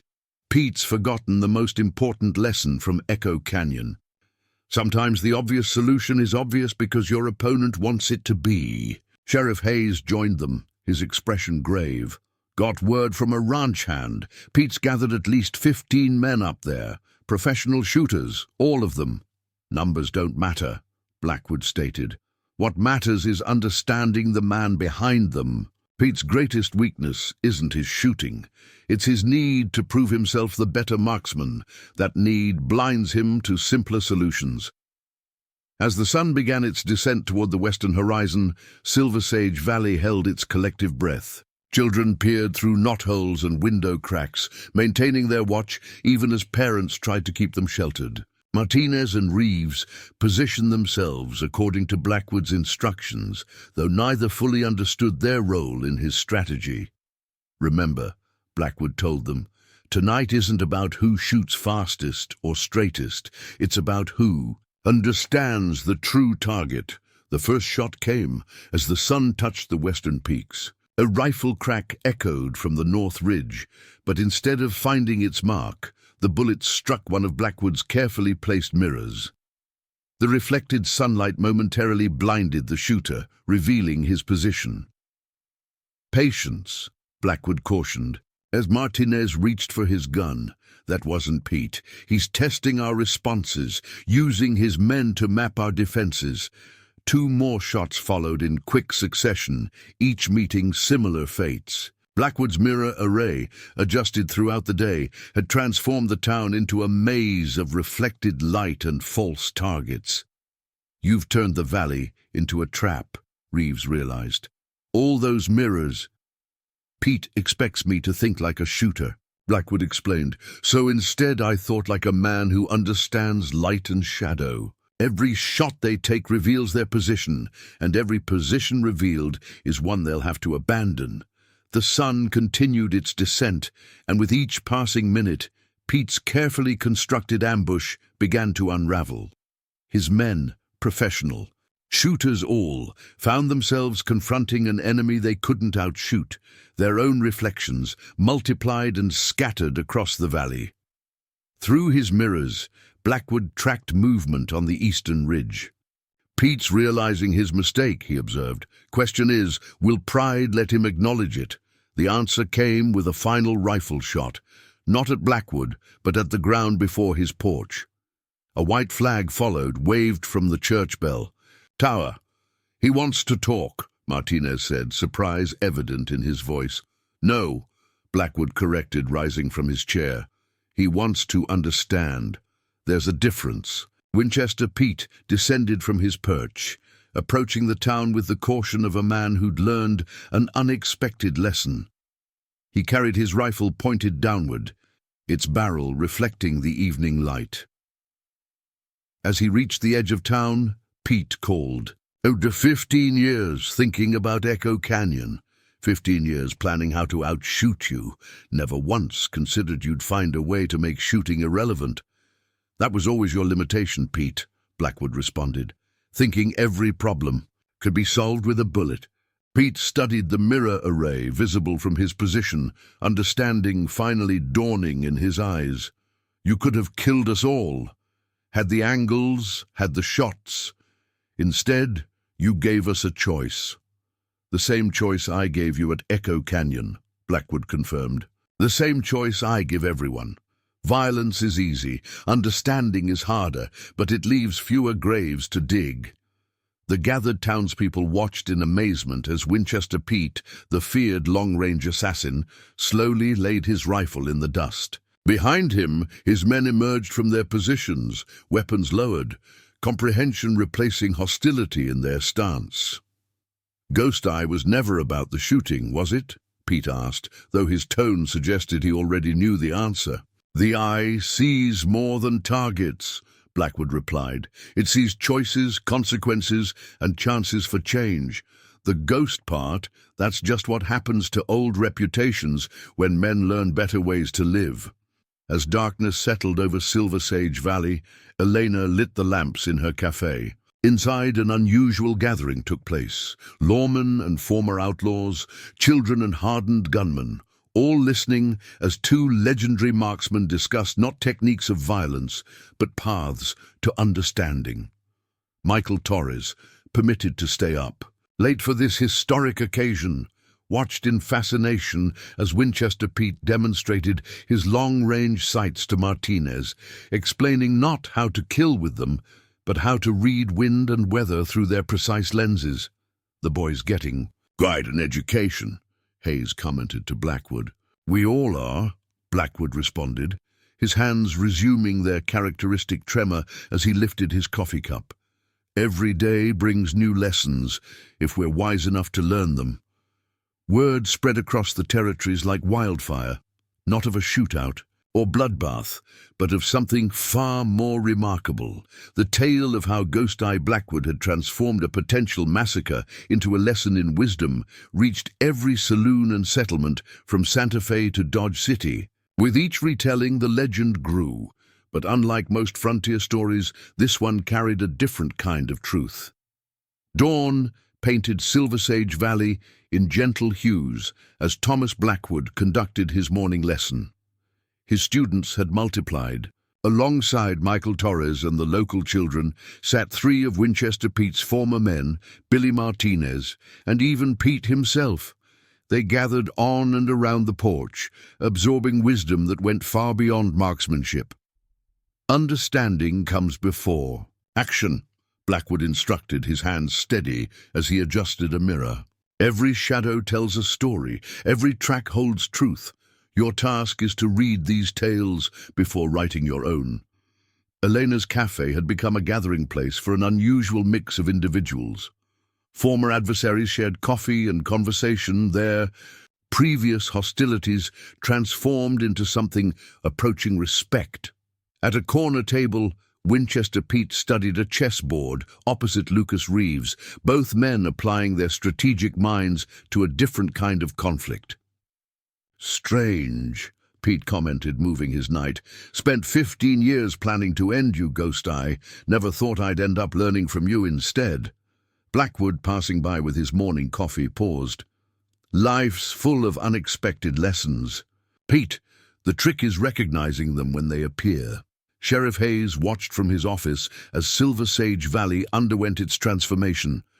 What had begun as a potential battleground had evolved into something unprecedented, a place where gunslingers came to learn different ways of resolving conflicts. 4 more riders approached from the south, Michael reported, employing the observation techniques Blackwood had taught him. But they're different from before. Guns holstered, riding open, not trying to hide their approach. Martinez, now Blackwood's senior student, studied the distant riders through a spyglass. They're carrying papers, official-looking, marshal's office maybe. Indeed, the newcomers proved to be representatives from the territorial government. Word of Ghost Eye's alternative approach to peacekeeping had attracted attention from those seeking solutions to the territory's endemic violence. As the officials dismounted before Elena's cafe, Blackwood's voice carried across the street. "Welcome to Silver Sage Valley, gentlemen. Though I suspect you're here for more than just Elena's excellent coffee," the lead official, a distinguished man named Richardson, removed his hat respectfully. "Mr. Blackwood, your new reputation, has reached Santa Fe. We're interested in understanding your methods." "Methods are simple," Blackwood replied, gesturing toward his students. "Teaching men to think before they shoot, to understand before they act. The hard part is helping them want to learn." Throughout the day, Richardson and his colleagues observed Blackwood's unorthodox approach to peacekeeping. They watched as former outlaws practiced observation techniques alongside town's children, as notorious gunmen learned to read situations rather than react to them. "Never seen anything like it," Richardson confided to Sheriff Hayes. "When they sent me to investigate reports of Ghost Eye's return, I expected to find another legendary gunman. Instead, Hayes finished, you found a teacher." The transformation of Silver Sage Valley hadn't gone unnoticed by its residents either. Carlos Torres, watching his son Michael assist in teaching tracking techniques to newcomers, reflected on the changes. "When we first settled here," he told Elena, as she served lunch, "I worried about raising a family in such a wild country. Now," he gestured toward the diverse group gathered around Blackwood's porch, "now I can't imagine a better place for a boy to learn about life."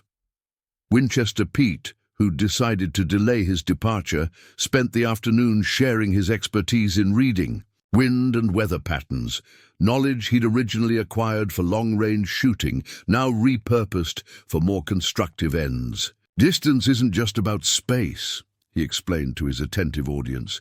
"It's about understanding how everything connects. Wind here affects shots there, or in our case now, how weather patterns predict cattle movements, drought seasons, flash flood risks." Blackwood, observing from his chair, allowed himself a small smile. The transformation of his former adversary into an eager teacher highlighted the power of choosing understanding over violence.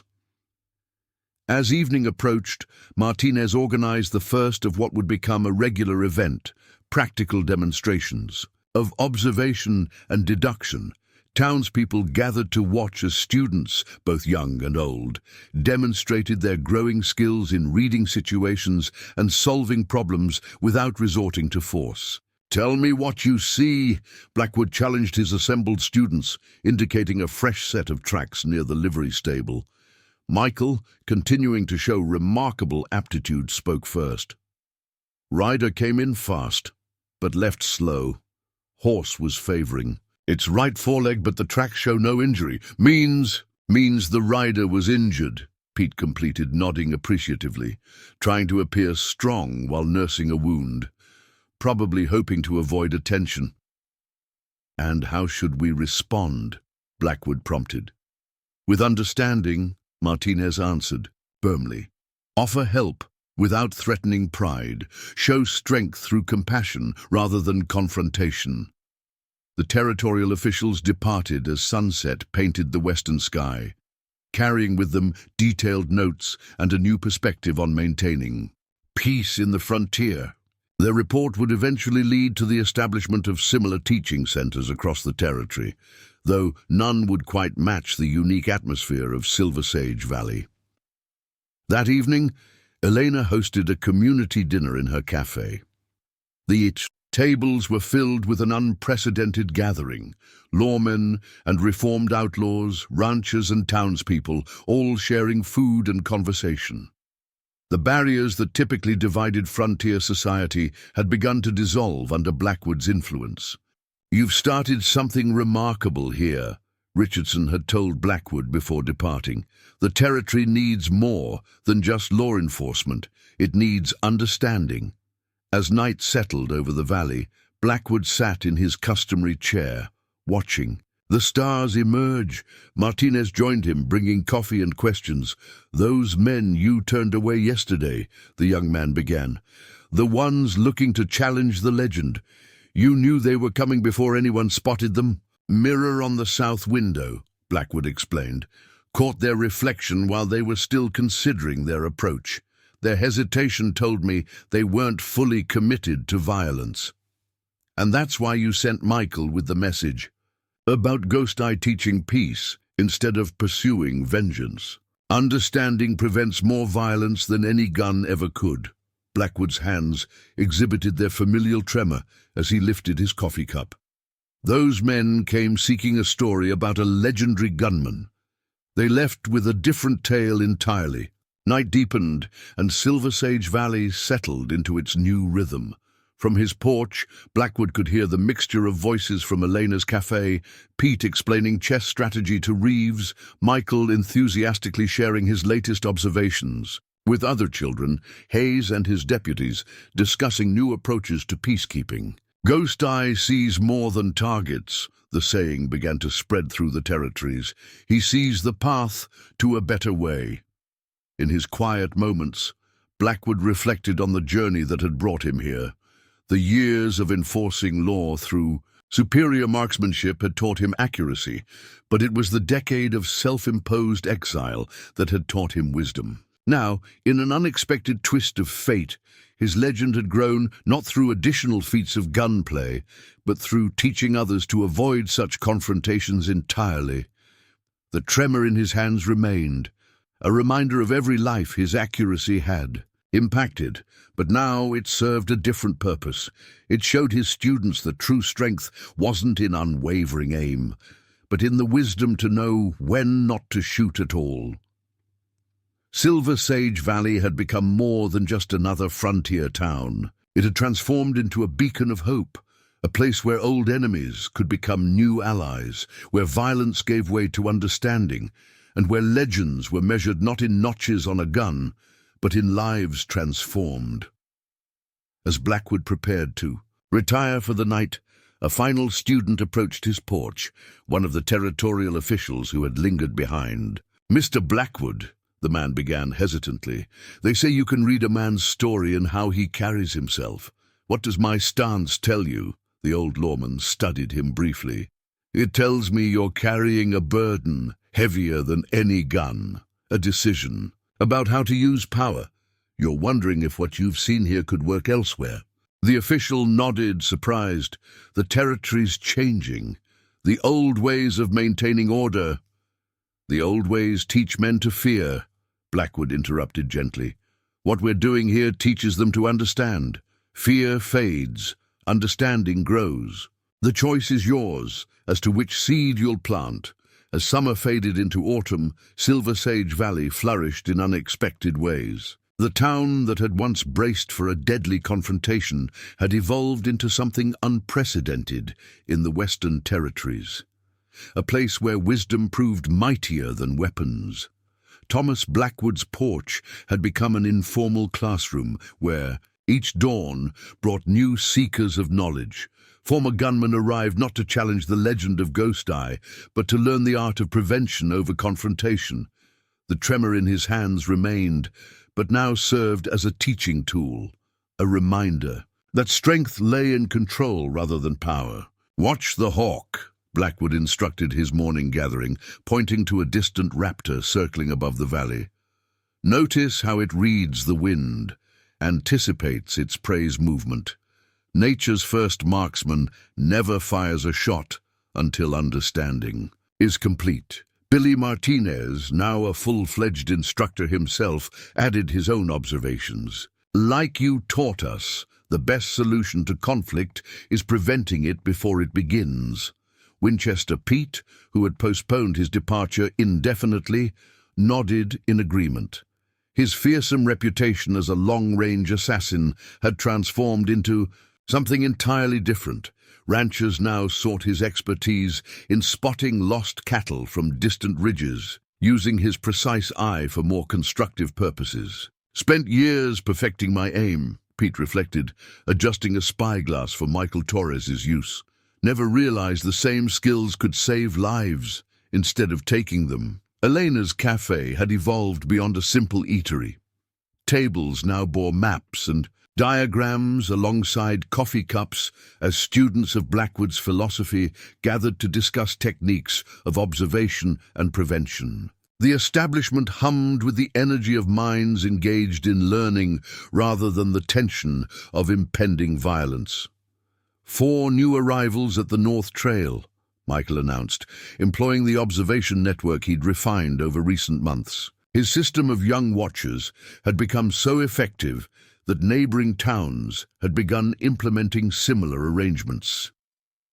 Lucas Reeves, studying the approaching riders through Blackwood's mirror array, provided additional insight.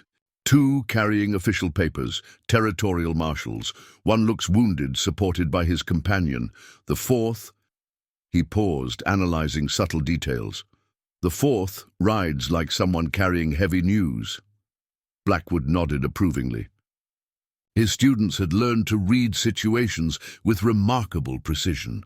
"And how should we prepare for their arrival?" "Elena's already setting extra places," Michael piped up. "Sheriff Hayes is positioning deputies casually, not confrontationally. Martinez has clear lines of sight while appearing occupied with lessons. And most importantly," Reeves added, "we're ready to understand before acting." The riders proved to be a testament to Silver Sage Valley's growing reputation. The wounded man was a marshal who'd been tracking a notorious outlaw band. Instead of pursuing them with guns blazing, he'd sought out Ghost Eye's wisdom in resolving the situation without bloodshed. "The Hawkins gang," the marshal explained, accepting Elena's offered coffee. 10 men, well-armed, holding up in Copper Canyon. Traditional approach would cost lives on both sides. Blackwood listened, his hands steady as he cleaned his spectacles. "Tell me about their leader." "Jackson Hawkins, expert shot, proud man. Been robbing banks across 3 territories, but..." The marshal hesitated. "Last job, he prevented his men from harming civilians, even returned a child's treasured locket they'd accidentally taken." "Ah," Blackwood smiled. "A man with a conscience, trying to hide it, like someone else we know." He glanced meaningfully at Reeves, who had the grace to look embarrassed. The day unfolded with purpose as Blackwood gathered his senior students.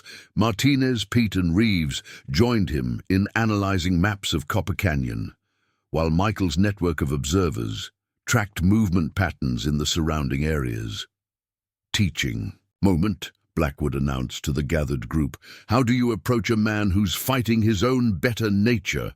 "Show him he's not alone," Reeves suggested, speaking from experience. "Help him see there's strength in choosing a better path." Elena, who had been listening while serving lunch, added her own wisdom. "Sometimes men need to be reminded of who they were before life hardened them." The solution, when it emerged, exemplified Blackwood's philosophy. Instead of confrontation, they crafted a message, not of threat or demand, but of understanding and opportunity. Winchester Pete, whose reputation still carried weight in certain circles, would deliver it personally. "Hawkins needs to see a living example of transformation," Blackwood explained. "Who better than a man whose name once inspired the same fear his does now?" As Pete prepared for his diplomatic mission, more riders arrived in Silver Sage Valley. These weren't marshals or outlaws, but representatives from distant settlements. They came seeking to understand how a town had transformed itself from a potential battleground into a center of peaceful resolution. The old stories about Ghost Eye are changing, one visitor commented to Sheriff Hayes. They used to tell tales about his deadly aim. Now they speak of his ability to see into men's hearts. Hayes, who had witnessed the transformation firsthand, nodded in agreement. That's the real legend of Ghost Eye. Not how many men he shot, but how many he taught to stop shooting. The afternoon brought excitement as Michael's observation network reported movement in Copper Canyon. Through an intricate system of mirror signals, they tracked Winchester Pete's approach to the Hawkins gang's hideout. Blackwood sat in his customary chair, reading the reflected signals with practiced ease. Notice how Pete approaches, openly. Without concealment, he's demonstrating trust while maintaining awareness. Hours passed as the town waited for news. Elena kept coffee flowing and minds occupied with discussion of technique and philosophy. Martinez conducted lessons in reading terrain and tracking, while Reeves shared insights into the psychology of men caught between pride and conscience. Near sunset, Michael's signal mirror flashed urgent news. Riders approaching, many of them. The town's response demonstrated how deeply they'd absorbed Blackwood's teachings. Instead of reaching for weapons, they prepared welcome and understanding. Pete rode at the head of the column, alongside a weathered man who could only be Jackson. Hawkins! Behind them came the entire gang, their weapons secured in saddle holsters rather than gun belts. Had to see for myself, Hawkins announced as they reached the town center. Man whose reputation changed from most feared gun to most respected teacher. Wanted to understand how such a thing was possible. Blackwood descended from his porch with deliberate grace. Same way any change is possible, Mr. Hawkins. One choice at a time. The evening transformed into an impromptu gathering at Elena's cafe. Former outlaws shared tables with lawmen, discovering common ground in their desire to learn a better way. Hawkins and his men listened intently as Pete, Reeves, and Martinez shared their stories of transformation. Never thought I'd see the day, the marshal commented, observing the peaceful integration of men who'd been shooting at each other weeks before. Ghost Eye's greatest trick wasn't his marksmanship. It was making men want to be better. As night settled over Silver Sage Valley, Blackwood conducted one final lesson. His audience now included not just his regular students, but the Hawkins gang, visiting lawmen and townspeople. Every man faces moments of choice, he explained, his hands exhibiting their characteristic tremor as he gestured toward the star-filled sky. The trick isn't in making the right choice once, but in building a life that makes right choices easier to recognize. Michael, ever observant, noticed something remarkable. Mr. Blackwood, your hands, they're steady when you're teaching, not just when you're handling a gun. The observations sparked understanding among the gathered students. The legendary Ghost Eye had found something more powerful than deadly accuracy, the ability to transform lives through wisdom and understanding. As the evening wound down, Hawkins approached Blackwood privately. They say you can read a man's story in how he stands, how he moves. What do you read in me? I see a man who's tired of wearing a mask, Blackwood replied softly, one who's ready to help others avoid the path he took. The night deepened, and Silver Sage Valley settled into peaceful quiet. But it was a different kind of peace than before. Not the tense silence of a town awaiting violence, but the contemplative quiet of a place where understanding had replaced fear. Under the blanket of stars, Blackwood introduced a new element to his teachings. He guided his expanded group of students in an exercise combining perception with empathy. Using only moonlight and shadow, they practiced reading intentions from subtle movements, interpreting stories written in footsteps and posture. Tomorrow brings fresh challenges, he mused, addressing the assembled group. Hawkins and his men will begin their journey toward redemption. Pete will guide them through the initial steps, just as he navigated his own path to change. The Territorial. Marshall, recovering from his wounds, observed the proceedings with growing appreciation. "In all my years enforcing law," he confided to Sheriff Hayes, "I've never witnessed such profound transformation. Men who'd shoot first and question later now pause to contemplate consequences." Eleanor busied herself preparing sleeping arrangements for their numerous guests. Her establishment had evolved beyond its original purpose, becoming a sanctuary where barriers between lawman and outlaw dissolved in the face of shared understanding. "Knowledge flows like water," Blackwood explained to a curious youngster who'd asked about his teaching methods.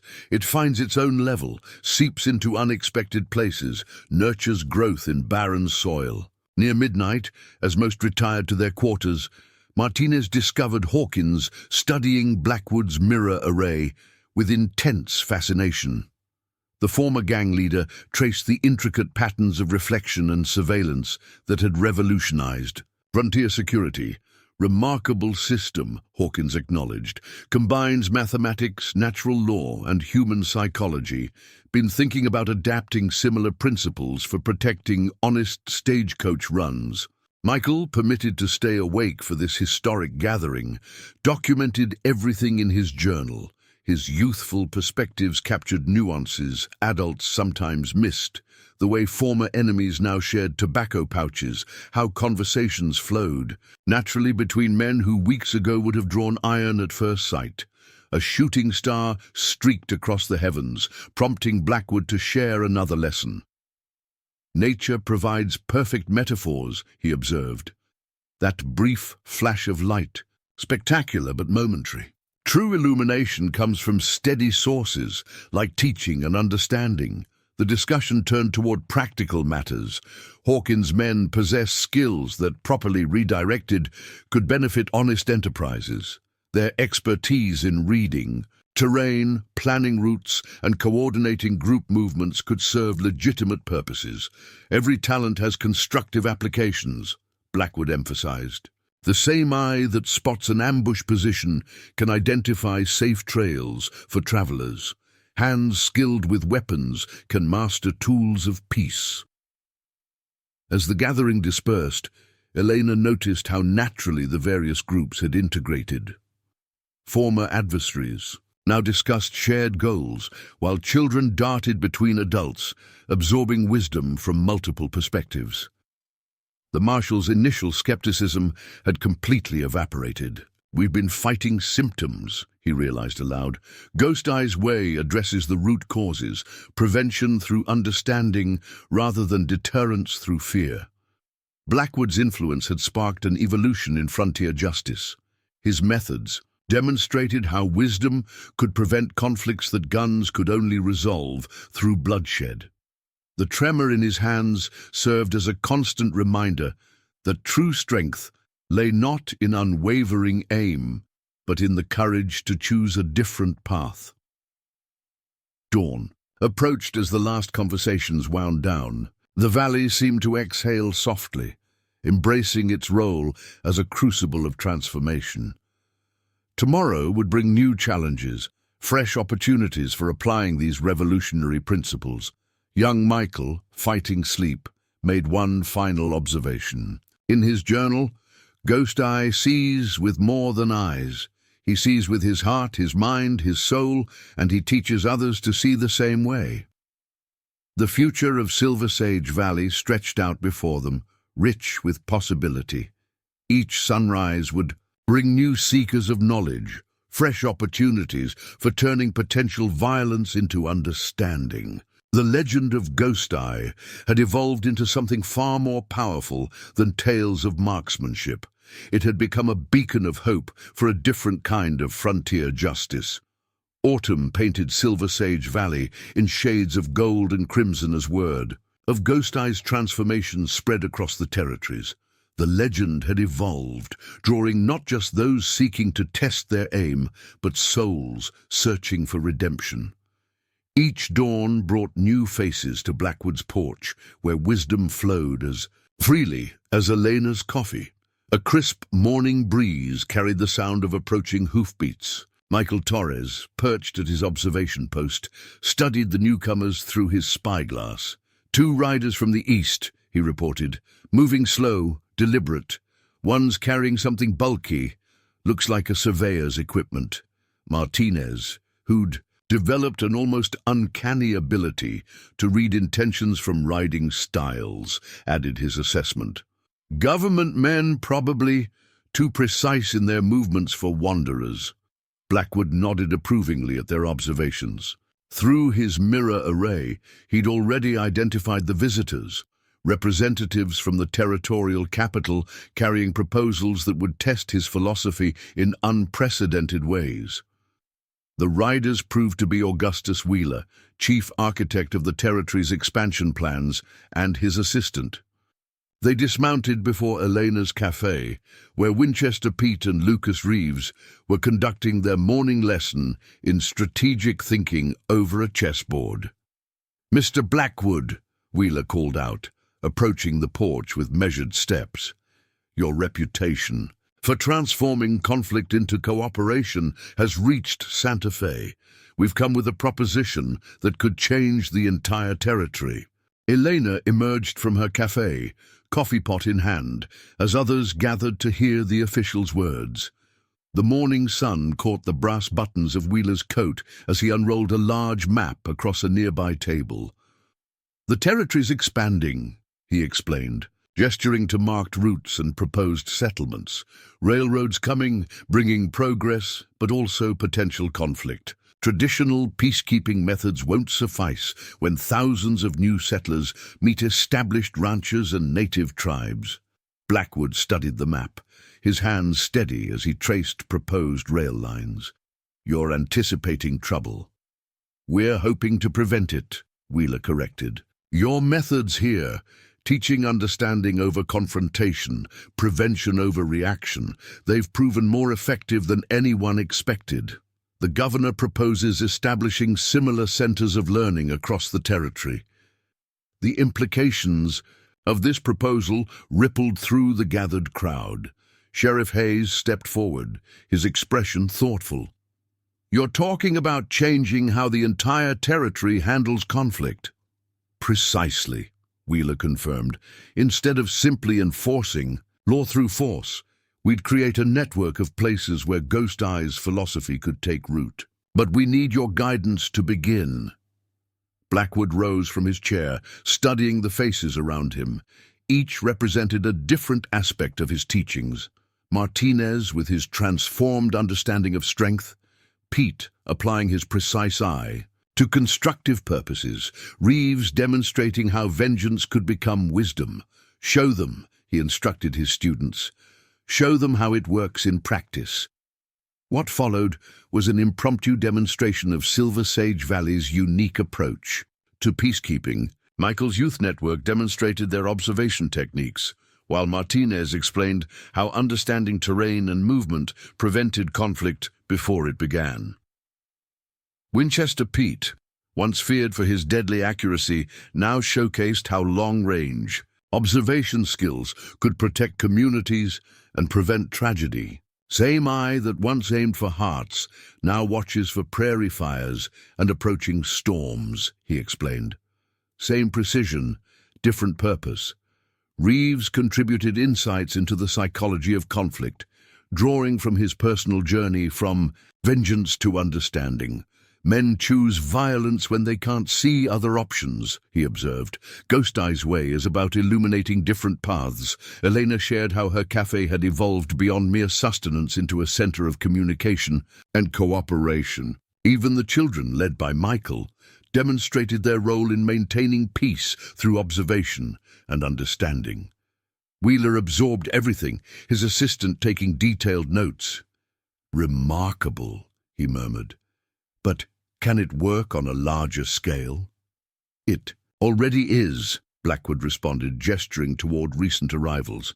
Among them sat 3 former members of the Hawkins gang, now learning to apply their skills as guides and scouts for legitimate enterprises. The demonstration continued through Midday, each element revealing another facet of how understanding could replace violence. Wheeler's skepticism gradually transformed into appreciation as he witnessed the practical applications of Blackwood's philosophy. "But what about those who resist change?" Wheeler's assistant asked. "Those who choose violence regardless of alternatives." Offered. In response, Blackwood led them to his mirror array. "Violence is often the fruit of fear," he explained. "Fear of loss, fear of change, fear of weakness. Understanding these fears is the first step in preventing their violent expression." He demonstrated how the mirrors served multiple purposes, not just for defense, but for communication, coordination, and community awareness. "When people feel seen and understood," he explained, "they're less likely to choose destruction." As afternoon approached, more visitors arrived, a mixture of settlers, ranchers, and tribal representatives drawn by rumors of a place where conflicts found resolution without bloodshed. Wheeler watched in amazement as potential adversaries engaged in productive dialogue under the guidance of Blackwood's students. "Your methods," Wheeler observed, "they're not just about preventing violence. They're about building something better in its place." "Every skill can serve life or death," Blackwood responded. "The choice lies not in the skill itself, but in how we choose to apply it." The discussion turned to practical matters. How to select and train teachers, establish new centers of learning, and adapt the principles to different communities. Martinez, Pete, and Reeves each offered insights from their experiences as both students and instructors. "The key," Martinez explained, "is helping people understand that strength isn't about domination. It's about prevention, protection, and understanding." Wheeler's proposal began to take shape, a network of learning centers, each adapted to local needs but founded on Ghost Eye's principles. Former gunmen would become instructors, their hard-won wisdom serving to prevent the very conflicts they once sought. As sunset painted the sky in brilliant hues, Elena hosted a gathering that exemplified the potential of Wheeler's vision. At her tables sat lawmen and reformed outlaws, settlers and tribal leaders, all engaged in constructive dialogue. The atmosphere hummed with the energy of minds opening to new possibilities. Michael, ever observant, captured the scene in his journal. "Today," he wrote, "Ghost Eye's vision grew beyond our valley. His way of seeing is becoming a way of living." Blackwood observed the proceedings from his porch, his hands exhibiting their familiar tremor as he lifted his coffee cup. The tremor remained a reminder of past choices, but now it served a different purpose, teaching others that imperfection didn't preclude wisdom. Wheeler departed as darkness fell, carrying with him not just plans and proposals, but a profound understanding of how Silver Sage Valley had transformed itself. He left behind an official document, an appointment from the territorial governor establishing the valley as the first official center for frontier wisdom. "Your legend began with a gun," Wheeler remarked before mounting his horse. "But it will endure through the minds you've opened and the lives you've changed." Under the emerging stars, Blackwood gathered his students for an evening lesson. The night air carried the promise of change, of wisdom spreading across the territories. Like morning light across the valley floor. "Every end marks a beginning," he told them, his voice carrying the weight of experience. "What we've built here is just the first step. The real test lies in helping others find their own paths to understanding." The night deepened, but Silver Sage Valley remained awake, its inhabitants aware they stood at the threshold of something momentous. The legend of Ghost Eye had completed its transformation, from tales of deadly accuracy to a legacy of life-changing wisdom that would reshape the frontier itself. A messenger galloped into town, exhausted from a hard ride. Through the mirror, Blackwood had anticipated the arrival, noting the urgency in the rider's posture. The news proved significant. 3 major cattle operations were disputing water rights in the drought-stricken southeastern territory. Traditional mediation had failed, and tensions mounted toward inevitable bloodshed. A perfect test case, Wheeler mused, studying the situation. Show us how your methods handle complex disputes with multiple stakeholders. Blackwood summoned his senior students. Each brought unique perspectives. Pete's expertise in reading terrain, Martinez's insight into human nature, Reeves' understanding of pride's role in escalating conflicts. Together, they analyzed maps, witness accounts, and historical patterns. Water disputes ignite passions, Blackwood explained to the gathered officials, because they touch fundamental fears: survival, livelihood, future security. Address these underlying concerns, and solutions emerged naturally. Michael's observation network proved invaluable, coordinating with young riders from neighboring ranches to gather intelligence about water flow patterns, cattle movements, and informal agreements between ranch hands. Their fresh perspectives unveiled possibilities the adults had overlooked. Elena's cafe buzzed with strategic discussions as former adversaries collaborated on innovative solutions.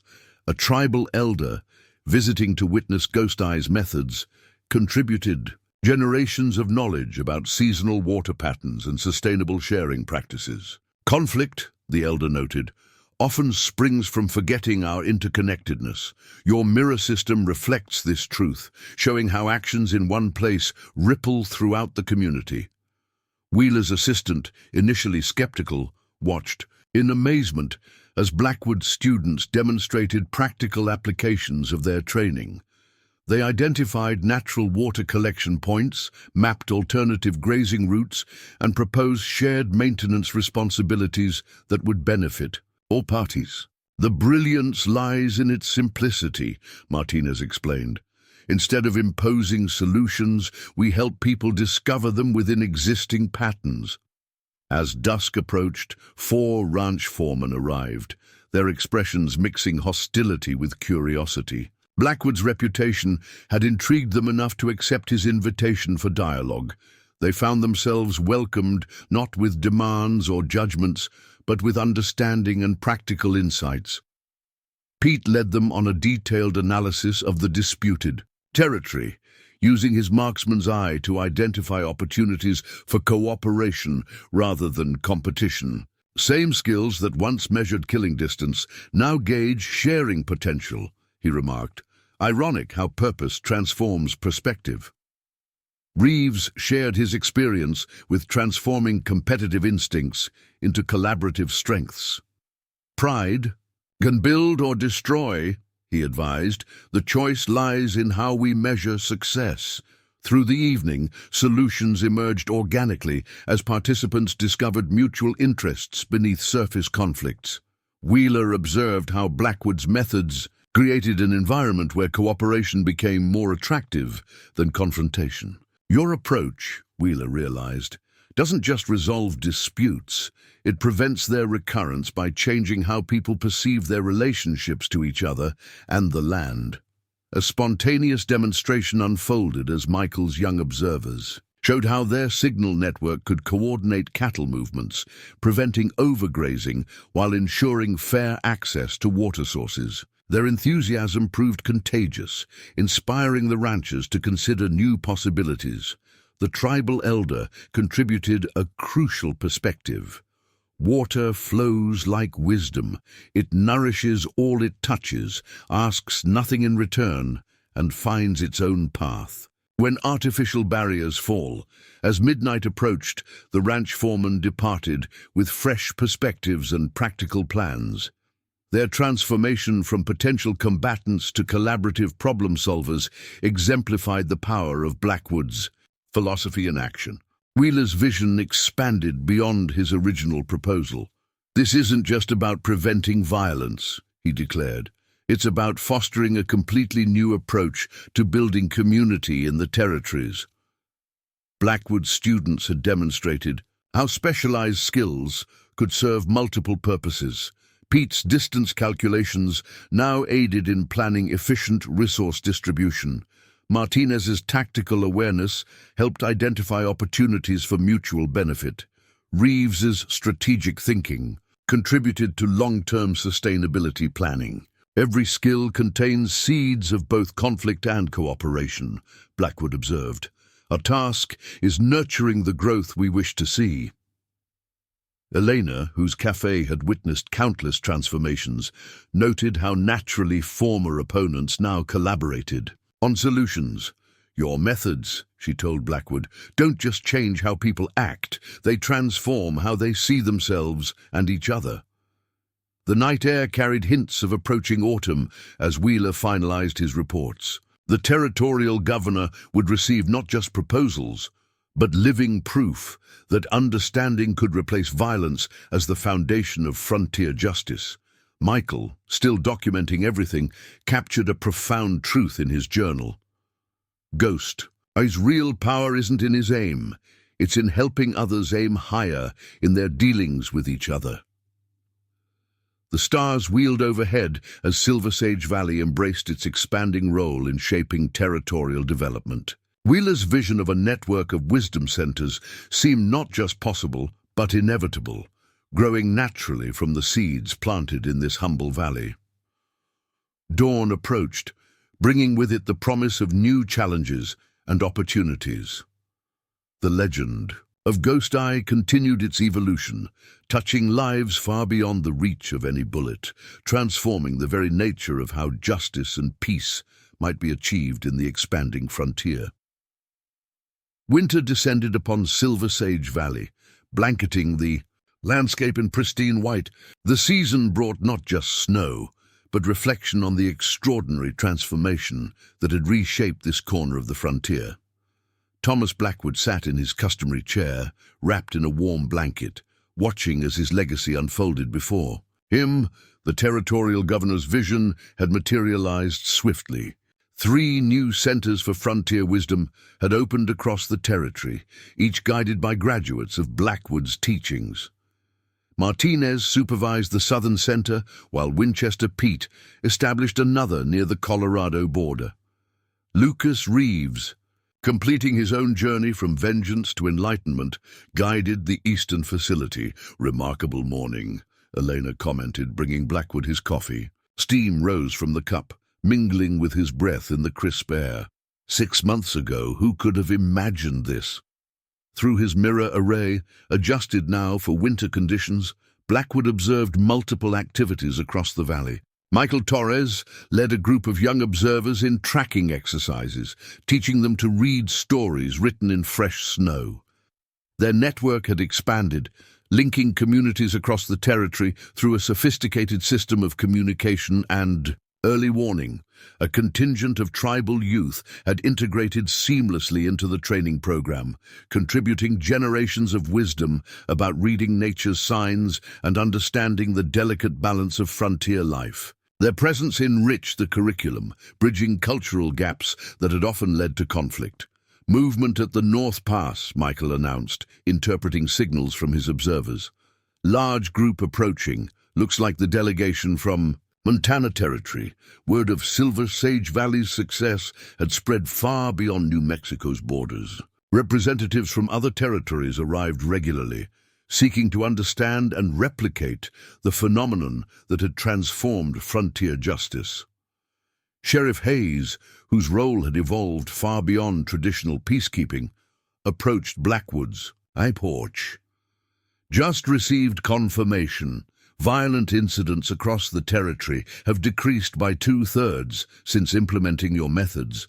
The governor's calling it the Ghost Eye Revolution, though not for the reasons anyone would have expected a year ago.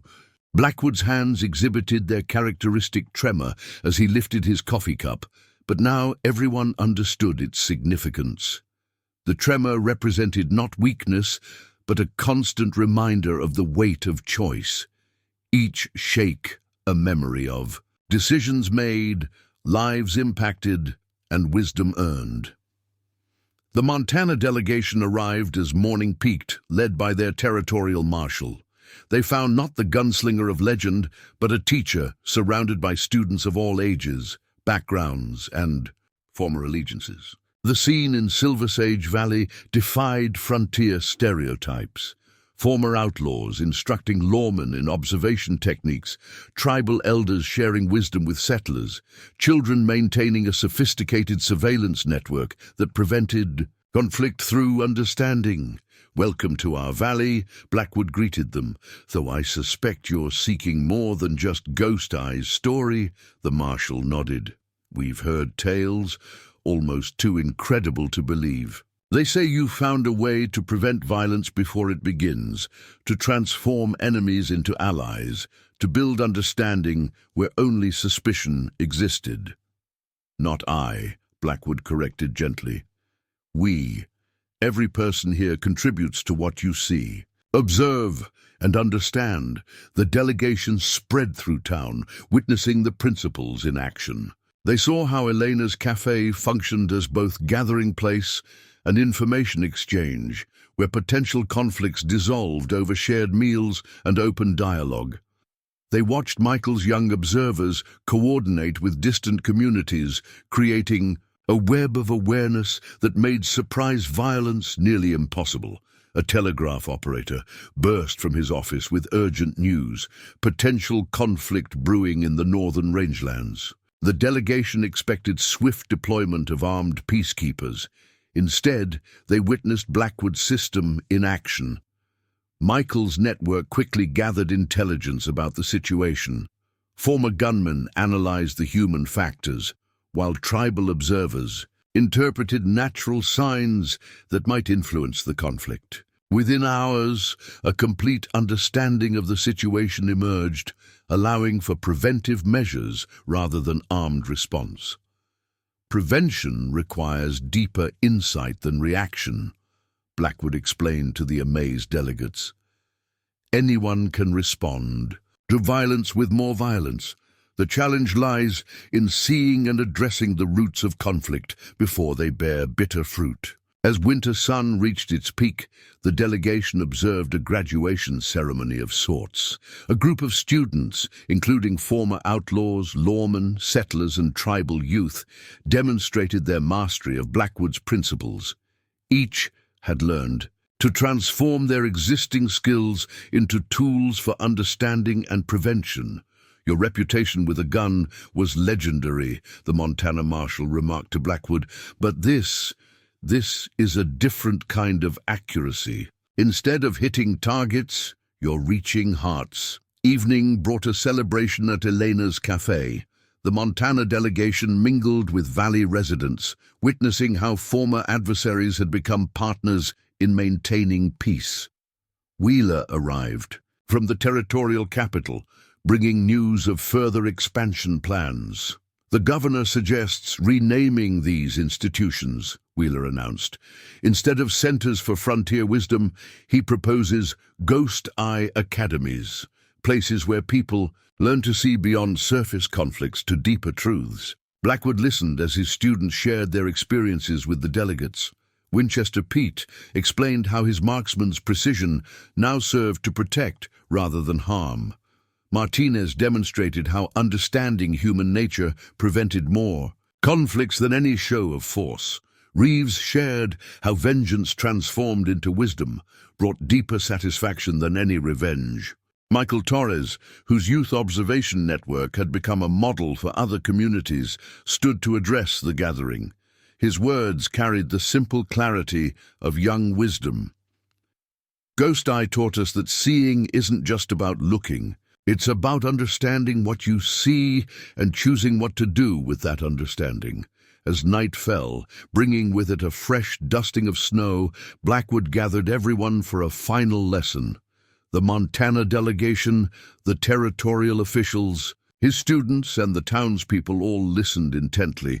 "The frontier," he began, his voice carrying decades of experience, "isn't just a place, it's a state of mind.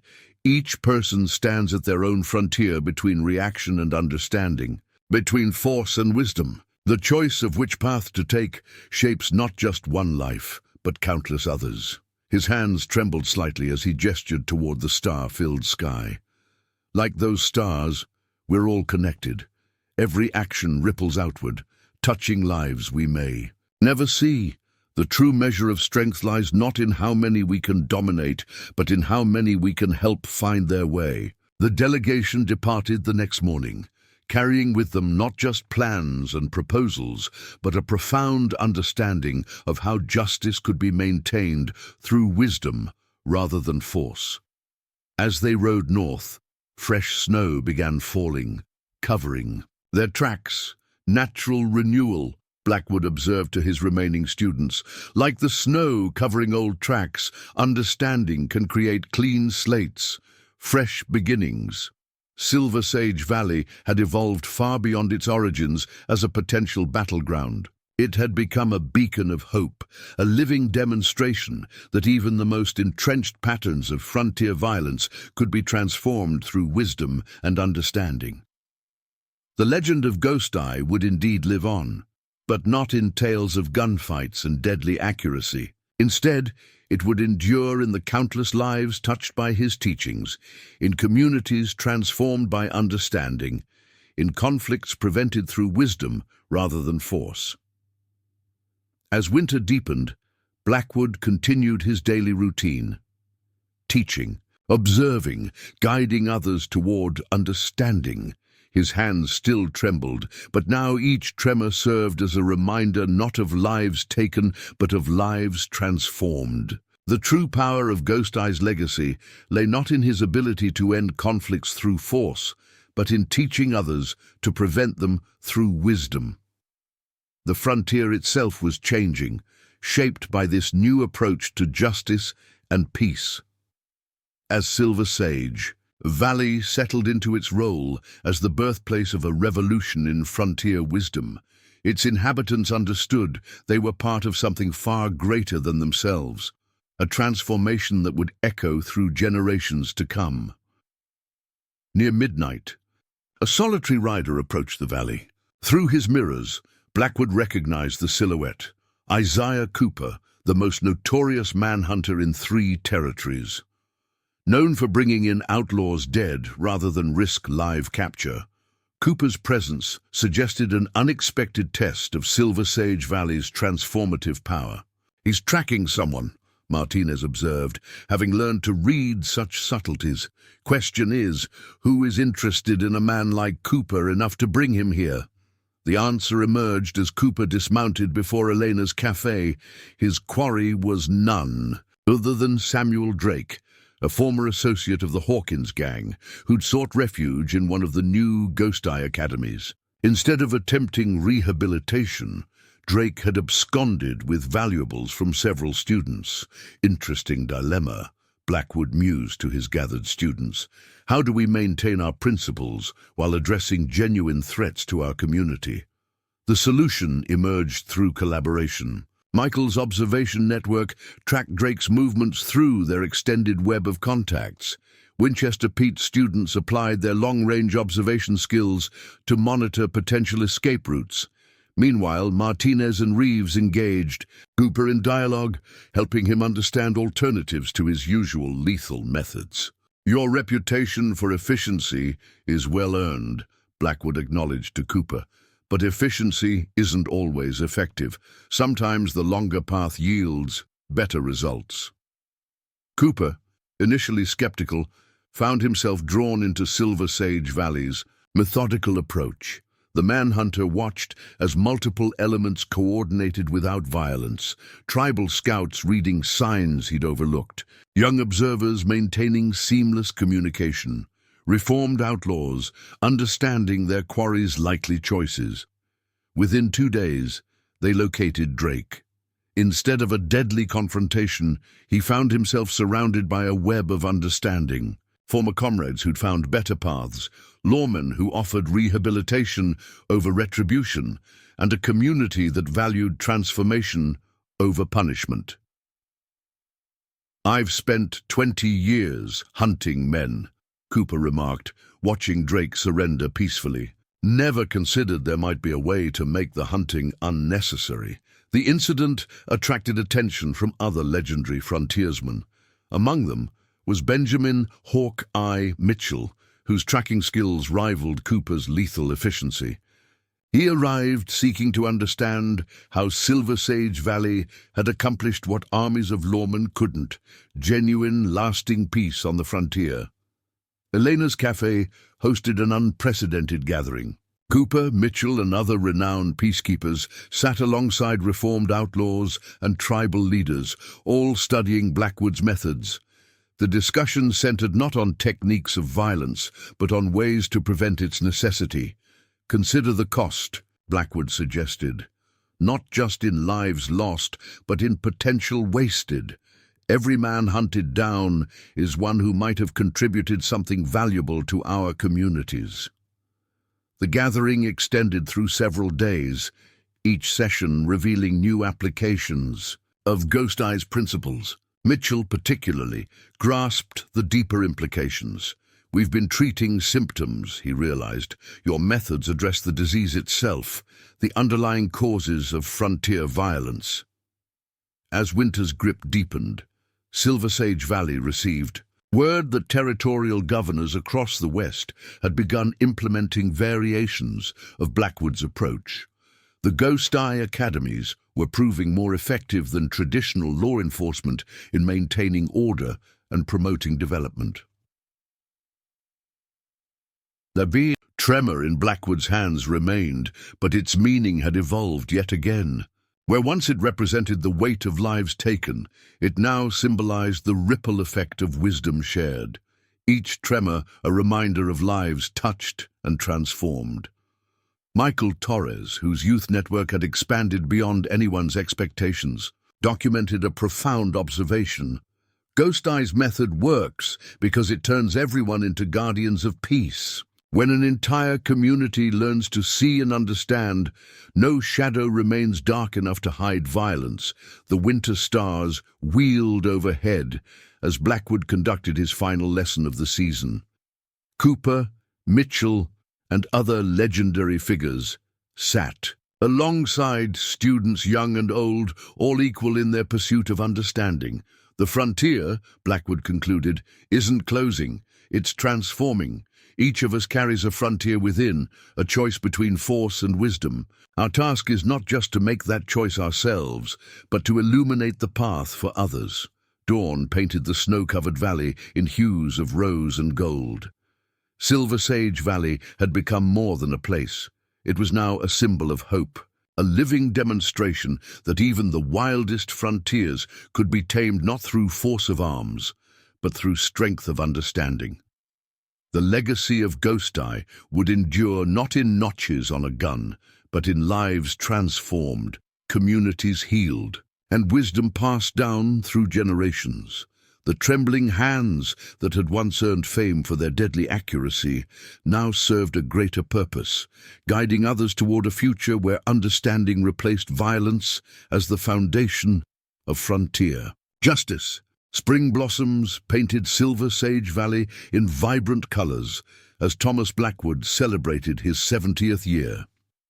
The occasion drew visitors from across the territories, graduates of his teachings, transformed adversaries, and countless lives. Touched by the revolution in frontier justice he'd inspired, Elena's Cafe overflowed with guests, each carrying stories of how Ghost Eye's wisdom had reshaped their communities. Martinez arrived from the Southern Academy, where his methods had successfully prevented 3 range wars.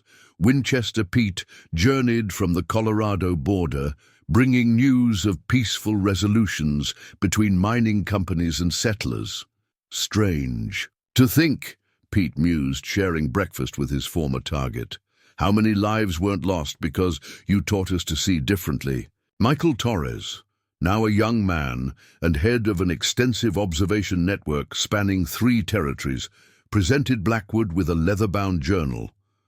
Inside, he documented hundreds of conflicts prevented, lives transformed, and communities healed through understanding rather than violence. "Your hands still tremble," Michael noted, watching his mentor pour coffee, But now everyone knows why. Each shake represents not just one life saved, but entire generations transformed. Through his mirror array, positioned now to catch the spring sunshine, Blackwood observed familiar figures approaching from the east. Isaiah Cooper rode alongside Benjamin Mitchell, their former rivalry transformed into partnership. They'd established their own academy in Dakota Territory, teaching tracking skills for preservation rather than pursuit. The governor's representatives are approaching from the south, Martinez announced, reading signals from distant observers. Bringing something official by the look of their escort, Lucas Reeves, who'd become the territory's chief advocate for rehabilitation over punishment, arrived with news of his own. The Eastern Academy had successfully integrated tribal wisdom into its curriculum, bridging cultural divides that had sparked violence for generations. Reservation agents now send their deputies to us for training, Reeves reported. They're learning to prevent conflicts through understanding rather than force. The territorial delegation arrived as morning peaked. Their leader, a dignified woman named Sarah Hawthorne, carried documents that would cement Ghost Eye's legacy in law. The territory had officially adopted his principles as the foundation for its justice system. The statistics are undeniable. Hawthorne announced to the gathered crowd, "Violent crime has plummeted. Property disputes resolve peacefully. Even age-old conflicts between ranchers and farmers find amicable solutions."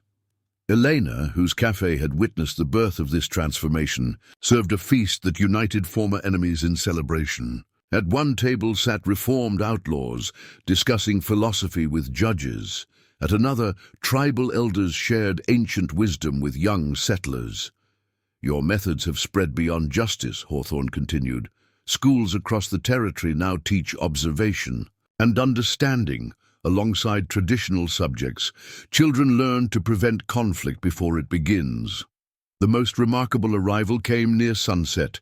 A group of former adversaries, men who'd once sought Ghost Eye's life, now riding together as advocates for his approach. Among them was Samuel Drake, whose attempted theft had led to redemption instead of execution. The hardest lesson, Drake addressed the gathering, wasn't learning to see differently.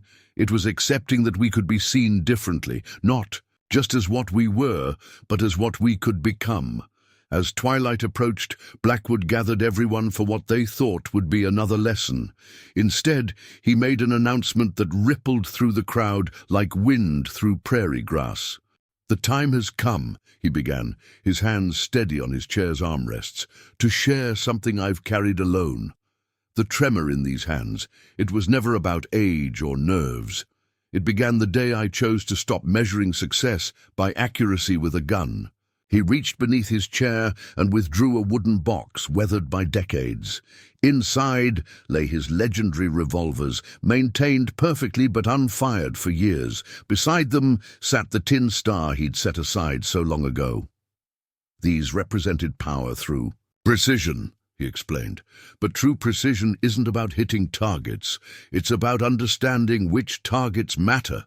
The tremor reminds all of us, that strength often lies in choosing not to use the power we possess. The gathering fell silent as Blackwood stood, surveying the faces before him, faces that represented not just individual transformations, but a fundamental shift in how justice and peace could be maintained on the frontier. "Look around," he instructed. "Every person here carries a story of change.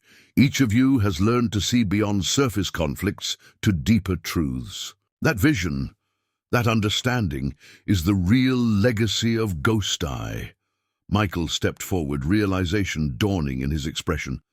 "The mirrors," he said, "they were never just for defense or observation. They were teaching us to see ourselves, to reflect on our choices, and to see how we're all connected," Eleanor added, understanding flowing through the crowd. "Every mirror shows different angles of the same community." As night fell, Silver Sage Valley illuminated with lanterns, each light representing a life touched by Blackwood's wisdom. The celebration continued under star-filled skies, but it was more than just a birthday gathering. It was a testament to how one man's choice to teach understanding over violence had reshaped the very nature of frontier justice. Cooper, the former manhunter, approached Blackwood privately. "Been meaning to ask. That day I arrived, tracking Drake, you could have stopped me instantly, had all the angles covered. Why let it play out?" "Because true change," Blackwood replied, "comes from understanding reached, not wisdom imposed. You need to see the possibilities yourself." The night deepened, but Silver Sage Valley remained awake, alive with stories of transformation. Young observers demonstrated their skills alongside veteran peacekeepers. Former outlaws shared tales of redemption with aspiring lawmen. Every conversation, every interaction, proved that Ghost Eye's vision had taken root in fertile soil. Dawn approached, painting the eastern sky in promises of new beginnings. Blackwood stood on his porch, watching the sun rise over the valley. He'd helped transform. His hands trembled as he lifted his morning coffee, each shake now understood as a ripple of change spreading across the territories. "The frontier never really ends," he told his gathered students. "It just changes form. Yesterday's frontier was wilderness tamed by force. Today is the wilderness within each of us, tamed by understanding." The legacy of Ghost Eye would live, not in legend or song, but in countless daily choices to see deeply, understand fully, and act wisely. The trembling hands that had once earned fame for deadly accuracy now served as a constant reminder that true strength lies not in the power to take life, but in the wisdom to transform it.